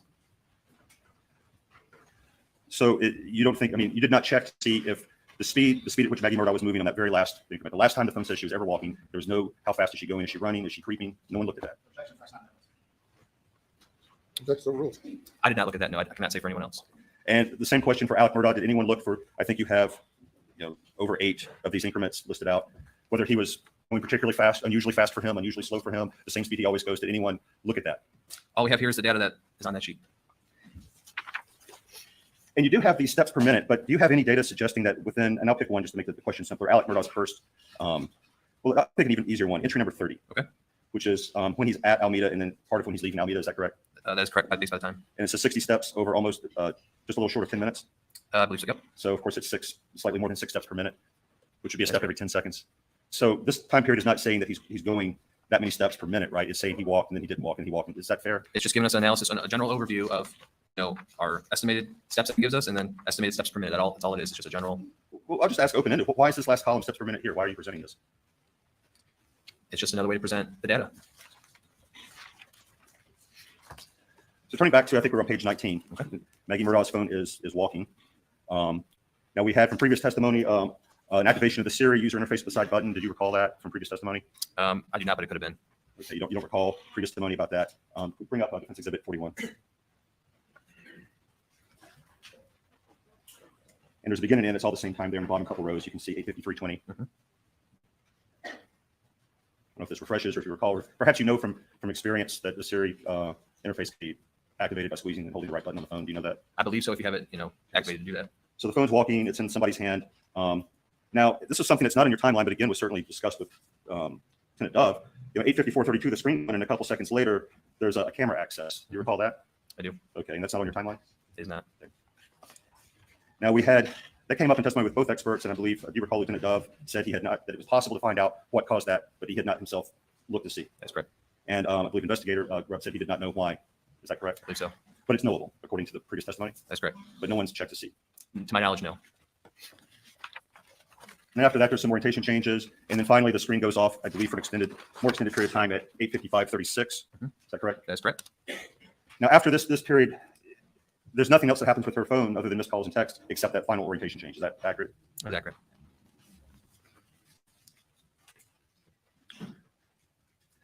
Now, does that fact that we aren't seeing anything after 8:55:36, does that mean that she was dead at 8:55:36? Like I said, this is just data that I plotted. So the answer is no? I don't Does know that the mean answer. that?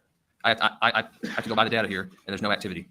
Right. You can take that however you want, but there's no activity. I mean, is it fair, and this isn't trying to be tricky, if use of the phone ceases as time goes on, it's more and more likely there's something amiss, right? The first second assume someone's so, using yeah. the phone is normal. I mean, someone might easily go, even Paul might go 5 minutes without using his phone, but as you keep going on, it gets a little more likely something's wrong, right? Is that fair? I would say so. Okay.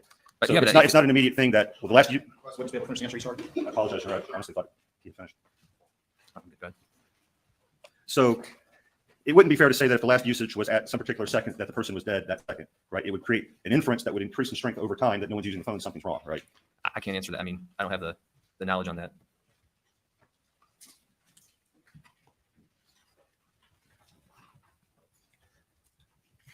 You recall in previous testimony, Special Agent Owen said with regard to Almeida and I think a blue raincoat, that it would take, in his estimation, 5 to 10 minutes to dispose of evidence already wrapped up.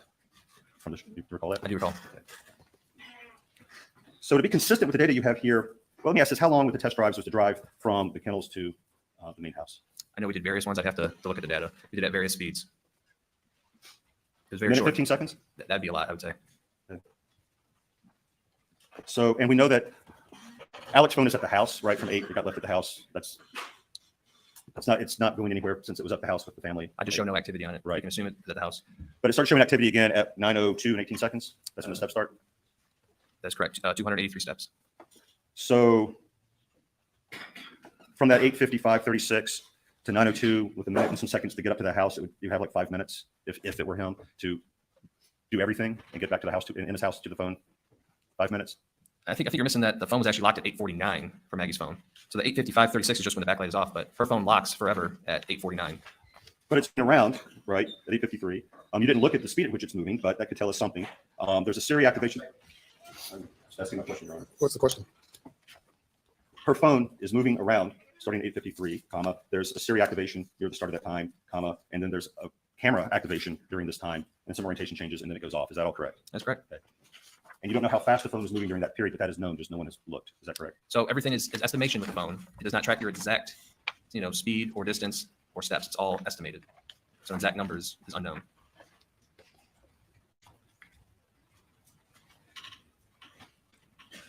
And you have, I assume from your testimony, you don't know why someone would take Maggie's phone but not Paul's phone? I would not know. I mean, I'm not there. I mean, I would not given know. your job as a SLED agent, I mean, would the fact that the camera was the phone was in someone's hand and it was attempt to take a picture, would that be an inference you could draw? He never Why said that it phone was intended to taken? take a picture, from what I heard, but you'd have to ask a technical expert on exactly what that camera function was for. Well, you see, the thing is that the technical experts, they're not going to say either, are they? It's some investigators going to have to make some inferences from the data. And the question is it a fair inference that if the camera's in somebody's hand and they're trying to take a picture, that might be why the killers take that phone and not the phone that's in somebody's pocket? So the way I, What's the basis for the objection? Argument. The response to by the defense. Any response? Your Honor, I'm asking the investigator whether, Response to the objection. The objection is argumentative. Your Honor, I do not believe it's argumentative. I'm asking if an inference would be fair. I overrule the objection. so the inference I'm looking at it is that the camera was trying to identify a face to unlock, which it did not. So that is an inference that I would look at that instead of taking a photo from a layperson perspective. Right, except that's not an inference an investigator would make, correct? A technical expert would go and see what triggered the camera activation and tell that to an investigator, correct? I was not, but I'm not the technical person. And I think we covered in previous questioning that testimony has been that that's knowable, but no one has checked. kind of switch over to Paul. And just to sort of summarize everything up, there doesn't seem to be any missed activity until the unread text message from Rogan at 8:49:35. Is that correct? That is correct. And is it correct that his screen does not ever come on again until after the 911 call? Is screen coming on? Yes, sir. I believe it died shortly after at like 10:30, 10:36. And I'm aware of the screen Okay. coming on after the 911 call, but I'm asking, did it come on at any time between this text from Rogan and those after 10 o'clock times? Let me just double check.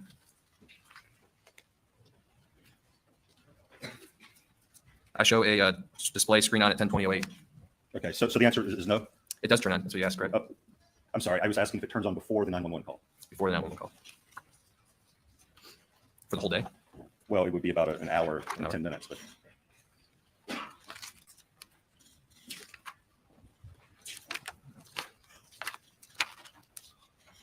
I'm not seeing a screen on before the 911 call. And that 9 to, so incoming text messages or calls, if they were received, did not cause the screen to come on. that's correct. Is it possible, and I understand this may be a question for a technical person, but is it possible that that's because the battery was at 2%? Like I would not know that answer. Did anyone ask, hey, why isn't the screen coming on these notifications? Unfortunately, I think it's hard to tell, with experts, but that would be my assumption that it would be either low battery. Trying to conserve the battery because you don't want the light takes so much power. So I would assume that would be the answer. So after whatever happened after 8:49, his phone is not prompting him. It's not lighting up when things come in. I don't know if it's vibrating or whatnot, but according to the data here, it is it's not lighting up.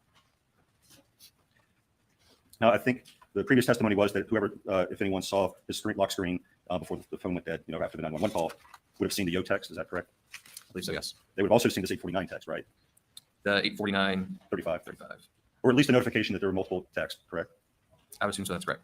And there were at least 4 incoming calls from Rogan between 9:10 and 10:08. Is that correct? I'm going to go off of your account. 9:10 and 28 seconds, 9:42 and 17 seconds. I think there's one at 9:57, one at 10:08. Correct. The one at 10:08, that would be during the 911 call, correct? That is correct. And that would be during the 911 call, before Alec Murdaugh leaves the scene to go up to the house and come back. Based on the data, that's correct. We don't actually know why the screen came on those 2 times, do we? At 9:10 and 18, and then 10, 18, and then 10:20.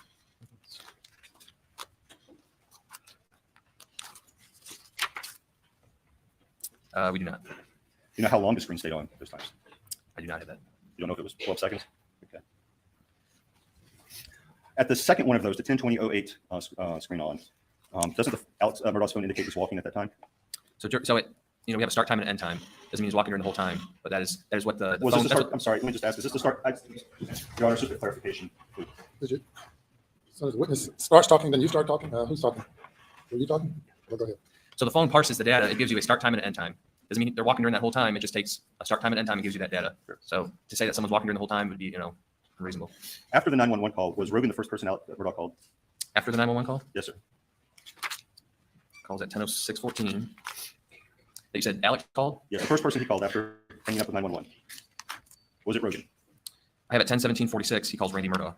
And that's his brother, correct? That's correct. Who was the second person he called?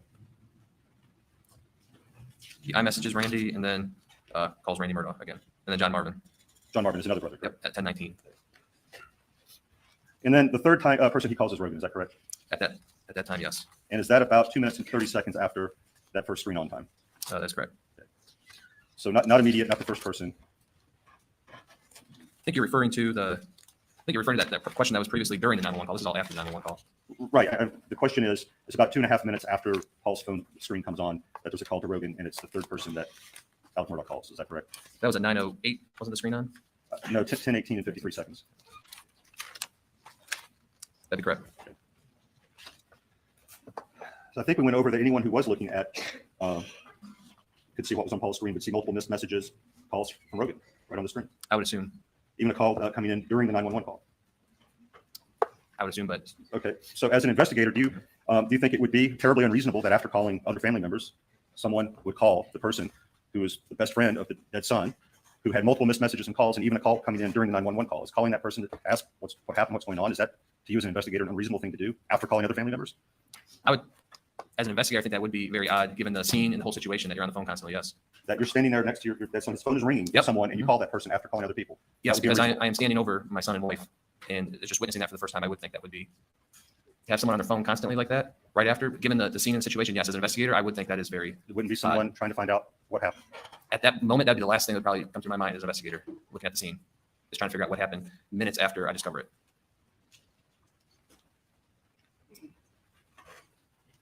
I'd be in a state of shock if that was me personally. And speaking of a state of shock, I think you have in the timeline later on, he reads some spam text message about, I think it was a picture of a woman in a bikini. I wouldn't call it spam text message. It's from Michael Gunn, who'd be one of his A friends. group text. A group text, yeah. And then he Googles the name of a restaurant in Edisto Beach. Is that correct? That is what comes up on his phone. Distraction. Doesn't he also call a videographer he hasn't spoken to in years? Can you give me a page number? to refer to? Yes.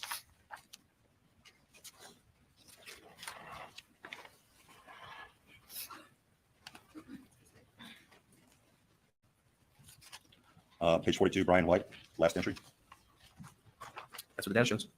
So he would seem to be in a state of shock. None of that makes any sense, does it? You're not going to Google the I'm name not- of a restaurant after you find your son murdered. I'm not Alex Murdaugh. I don't know what he was thinking at that moment. Probably wouldn't be on my phone. Really, you wouldn't be calling family? I might call him family, but I wouldn't be. The testimony was doing that Rogan stuff. was family. If you ask a question, if you want him to answer, you have to give him an opportunity to answer. Proceed. I would not be Googling and doing other things with my phone, no. You think he was, do you believe he was Googling a restaurant, or do you think he was fat fingering the phone because he was in shock? I have to go off of the data, and that's what the data shows. And you believe that calling family and calling someone that the prior testimony was like another son is unreasonable in the circumstances? I would say so, yes. Given the fact that you just arrived to the scene, yes.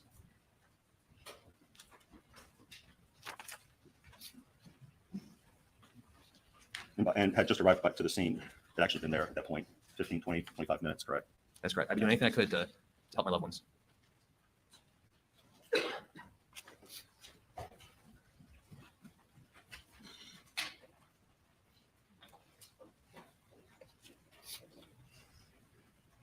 Now, kind of turning back to Maggie's phone, her screen was on at 9:06 and 12 seconds, right? That last orientation change. Let me flip back to it. You said her screen was on? Yes. Yeah, her phone was locked, but her screen, yeah, for the orientation from previous testimony, the screen had to be on for it to log the orientation changes. So there was some movement of the phone between 9:06 and 12 seconds and 9:06 and 20 seconds. That'd be my understanding given previous testimony. Correct. And in this period, 9:02 to 9:06 and 47 seconds, Alec Murdaugh is walking, I think, 283 steps in that time period. In that timestamp period, correct. Yeah. But her phone is not. No one's walking with her phone, correct? The phone is not logging any kind of steps. I don't know someone's walking with it that's not logging steps at that time. But at that time, Alec Murdaugh's phone is logging steps. His phone's logging from 9:02:18 to 9:06:47. I believe her last log was in the 8 o'clock, the 8:53 to 8:55. And at 9:06 and 14 or 15 seconds, Alec Murdaugh calls her phone, correct? That's correct. So he calls her phone while walking.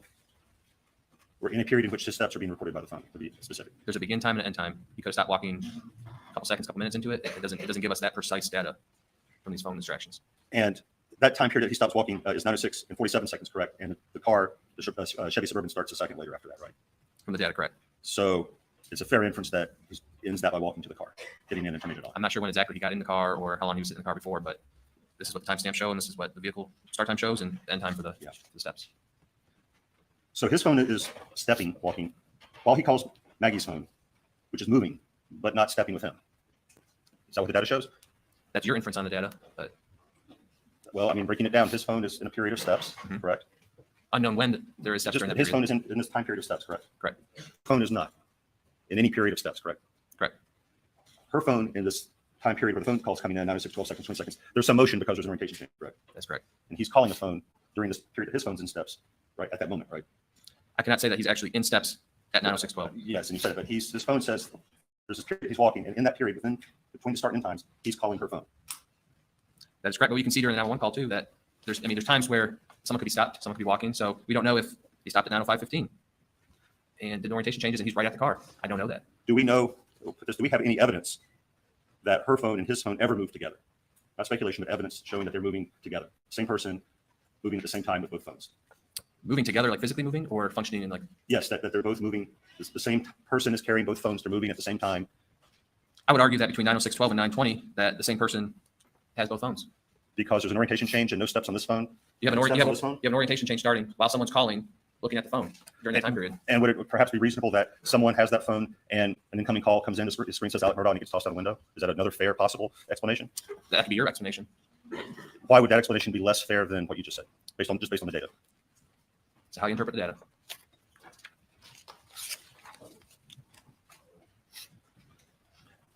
On the drive to Alameda and back, did Alec take any detours from the expected route? Not that I could see. The route matched up with his interviews. And in your timeline, we occasionally see these, I guess, infotainment systems coming on, but nothing else happening. The prior testimony was that even the FBI engineer doesn't know why that is. Is that accurate? He said it could be, you get close to the vehicle. Sometimes when I don't know if you, newer GM vehicles, you get close to it, and you can kind of hear a little buzzing noise. It's almost like the system's booting up. That's how he described it to me. It could be the key fob being closed. It could be the car locking, door opening. Just they don't know what actually caused it, but it's just booting up and running in the background. When you were looking at the sort of going in and out of park data, Mm-hmm. did you look at the data for other days than June 7th? I did not. So you wouldn't know whether on other days there are periods in which it seems to go in and out of park repeatedly in a short period of time? I would not. You wouldn't know if that happened on 6/4, 6/5, or also 6/6? I would not know. I was focusing on June 7th, 2024. Would looking at those other days and seeing the same thing happen inform your interpretation of seeing it going in and out of park on 6/7? I was just looking on the day of the murders. I mean, if it did that every single day, would it seem unusual to also do it on 6/7? That'd be a question for Mr. Fakowski, who actually looks at that data. Would it? Profession. It would. He's going to make inferences about behavior based on the data, or is he just going to say what the data is? You could say what the data is, but I wouldn't know an inference. I don't know someone's driving pattern and how they shift, and how would I know And that? he would? How would I know that? Well, the question really is, if it happens every day, is there anything unusual about it happening on 6/7? A period of days is not every day. You'd have to look at I would assume a wide range of days to get. How many? If it happened every day for the preceding 3 days, would that be enough? Every day is a new day. I would not, something could happen different on a different day. I don't know how you could compare that data. You go different places, you do different things. Different things happen during drives. I don't think you could accurately show that.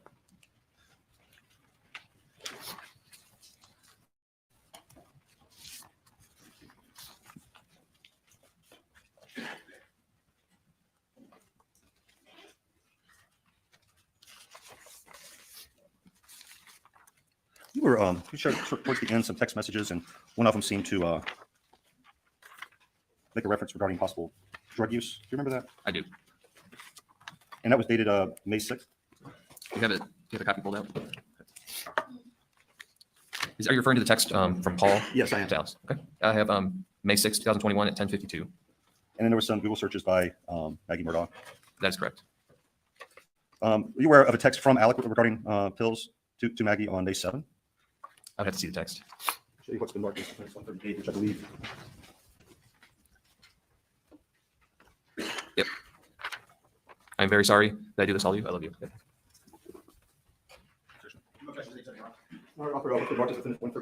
Submit it.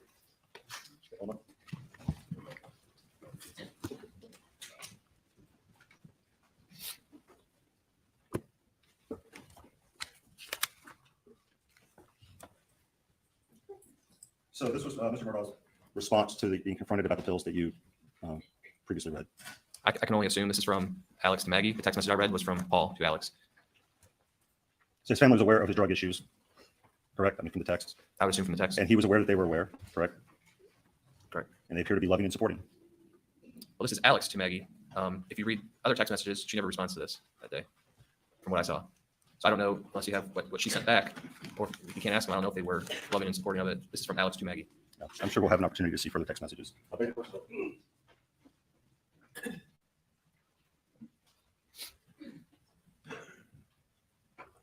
further questions, Your Honor. Indirect. May it please the court. I was doing. Right, we have Peter up.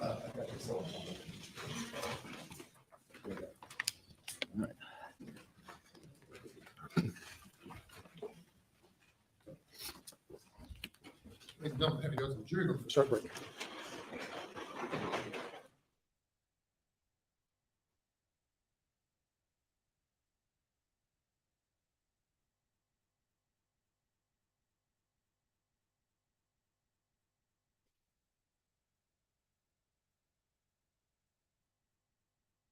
Recess for 5 minutes. All rise.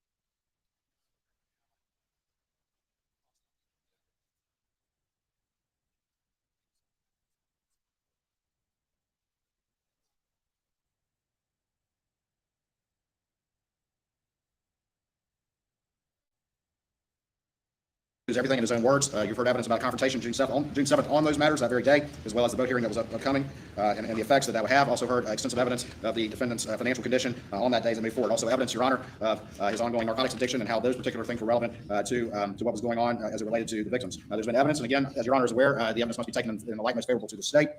That family weapons were used to murder Maggie and Paul. You've heard evidence from the defendant's own mouth about a missing shotgun. And of course, we have extensive evidence about the missing blackout, that being a replacement gun. Of course, you've heard evidence that the defendant claimed that was missing at Christmas time, but there was evidence from Bill Loving that gun was present and being used, including at the side of the house as late as turkey season, just a couple months prior to the murders. And that from the firearms expert, that the cases found around Maggie's body were cycled through the same weapon. The murder weapon cycled the same cases as weather cases found at the side of the house, consistent with what Will Loving testified, as well as at the shooting range across the street. You've additionally heard that the same exact brand and weight of ammo that was used to kill Maggie was found throughout the property, as well as the same buckshot and birdshot ammo as well. There's been evidence presented by the state as to the defendant's trip to Alameda and his interaction with Shelley Smith after the murders, as well as the bringing the raincoat in. Additionally, that he left and moved his dad's truck and four-wheeler, and that the raincoat contained high levels of GSR. There's been evidence presented in this particular case, inconsistent with the defendant's statements to law enforcement, multiple changes of clothes that particular day, as well as evidence from Blanca that the clothes that he was wearing in the Snapchat video were never seen again, as well as the fact that the earlier clothes that he was wearing were not seen either. You have evidence that the defendant claimed that he was unaware that Maggie was coming to Moselle, or he did not ask for that, but you've heard evidence from multiple sources, including a text message that he specifically asked the victim to be present on that. Your Honor, he was found in possession of a shotgun that cannot be excluded as a murder weapon that also had Maggie's blood on it. And then, of course, Your Honor, we have extensive phone and other digital evidence, and I don't need to reiterate the last witness, but that's been presented from multiple witnesses and multiple sources of a timeline. The defendant, of course, claimed that he was never at the scene, and the evidence shows, pursuant to the state's theory and reasonable inferences therefrom, that he was at the scene, contrary to what he told everyone who would listen. Just minutes, he's at the scene with the two victims, just minutes before, under the state's theory and reasonable inference from the evidence, the victims were killed. Additionally, his conduct in the timeline after that, there's a number of reasonable inferences about that that are consistent with the defendant's guilt. And to summarize a month's worth of evidence, that is a summary. Happy to address the timeline more, but I know that Your Honor just heard it in great detail. There's a motion for a directed verdict that's made at the end of the state's case. The court is concerned with whether there is any evidence, either direct or circumstantial, which reasonably tends to prove the guilt of the accused, or from which the guilt of the accused may be fairly and logically deduced. In this case, we have had, is it day 20 now? I guess 18 days of direct and circumstantial evidence. And the law makes no distinction between the weight or value to be given either direct evidence or circumstantial evidence, nor is a greater degree of certainty required of circumstantial evidence than of direct evidence. Cases can be proven by direct evidence, circumstantial evidence, or a combination of the two. At this stage of the proceedings, there's evidence to support a guilty verdict if it is believed by the jury. I therefore deny the motion for a directed verdict. Ready to roll with the defense? Rock and roll, Your Honor. All right, well, let's take a 30-second stretch and bring the jury out and press on.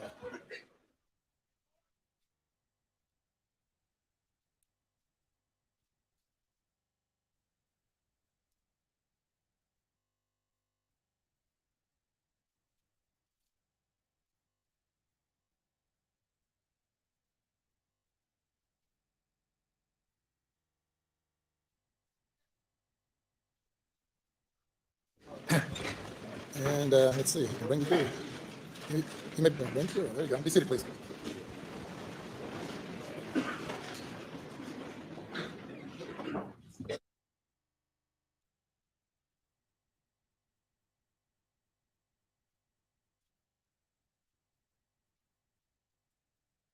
We can answer any questions. By the state.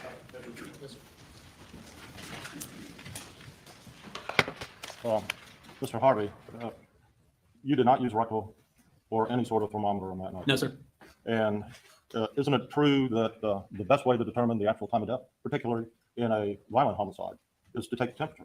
Yes, sir. Yes, sir. And the temperature decreases roughly at a rate of 1.5 degrees every hour. Right. Correct? Correct. And it's also affected by the ambient temperature in the Correct. area. Yes, sir. Yet, as I understand your testimony, correct me if I'm wrong, you really do not have a general idea as to when that incident actually occurred. That's right. Yes, sir. That's true. Because you didn't take the temperature, correct? Right. And thermometers are not always accurate either. So, and that's one thing that we've learned over the years. I mean, we do have, and actually we now have the, I can't say ultraviolet light, the light that shoots for the forehead. But what I've determined with that is that it's not necessarily accurate. Is that I may shoot it at the forehead and it'll say 99 degrees, but if I shoot it in your ear, it might say 103. That's right. So I mean, they're not necessarily accurate either. That's right. And it's also impacted by body weight. Absolutely. Correct? Absolutely. Age, elderly Yes, sir. versus youth. Yes, Correct? and the weather. Yes, right? sir. Yes, sir. If they were covered by a Yes, sir. sheet, that Which they would, were at that time when I initially got that it. could maintain something. Yes, sir. If they got wet through rain, that could Mhm. affect it. That could, yeah, that could And you definitely. had rain at that time, didn't you? It did not rain hard at that point. Both Not hard. both of their hairs were, heads of hair were dry. Okay. And all those are factors which reflect what the actual time of death is. Yes, sir. Yet temperature is key. Yes, sir. And the only information you have is that the bodies were warm, correct? Yes, sir. Based upon And your- Riker had not started, and that usually begins to occur within 1 to 3 hours. 1 to 3 hours. So that's the time frame that I was looking at. Okay. And you walk around the area, got close to them at that particular time. Yes, Is that sir. correct? And you were walking in the scene, correct? Yes, sir. No further questions. Yes, sir. 2 questions. Do you remember when Sled showed up? I do have probably the times for that.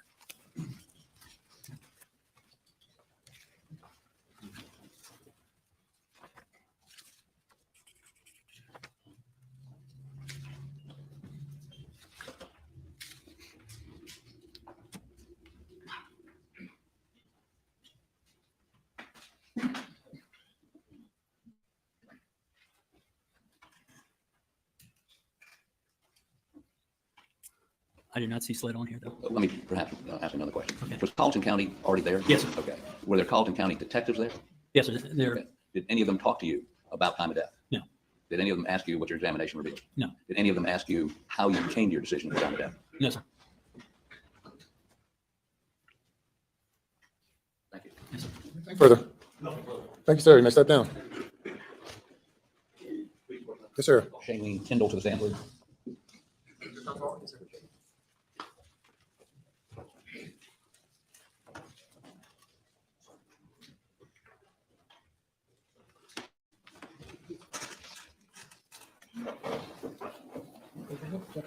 Do you swear affirm that any testimony you give will be the truth, the whole truth, and nothing but the truth, so help you God? After you open, be seated. Take your full name, record, spell your last name. Try speaking that naturally.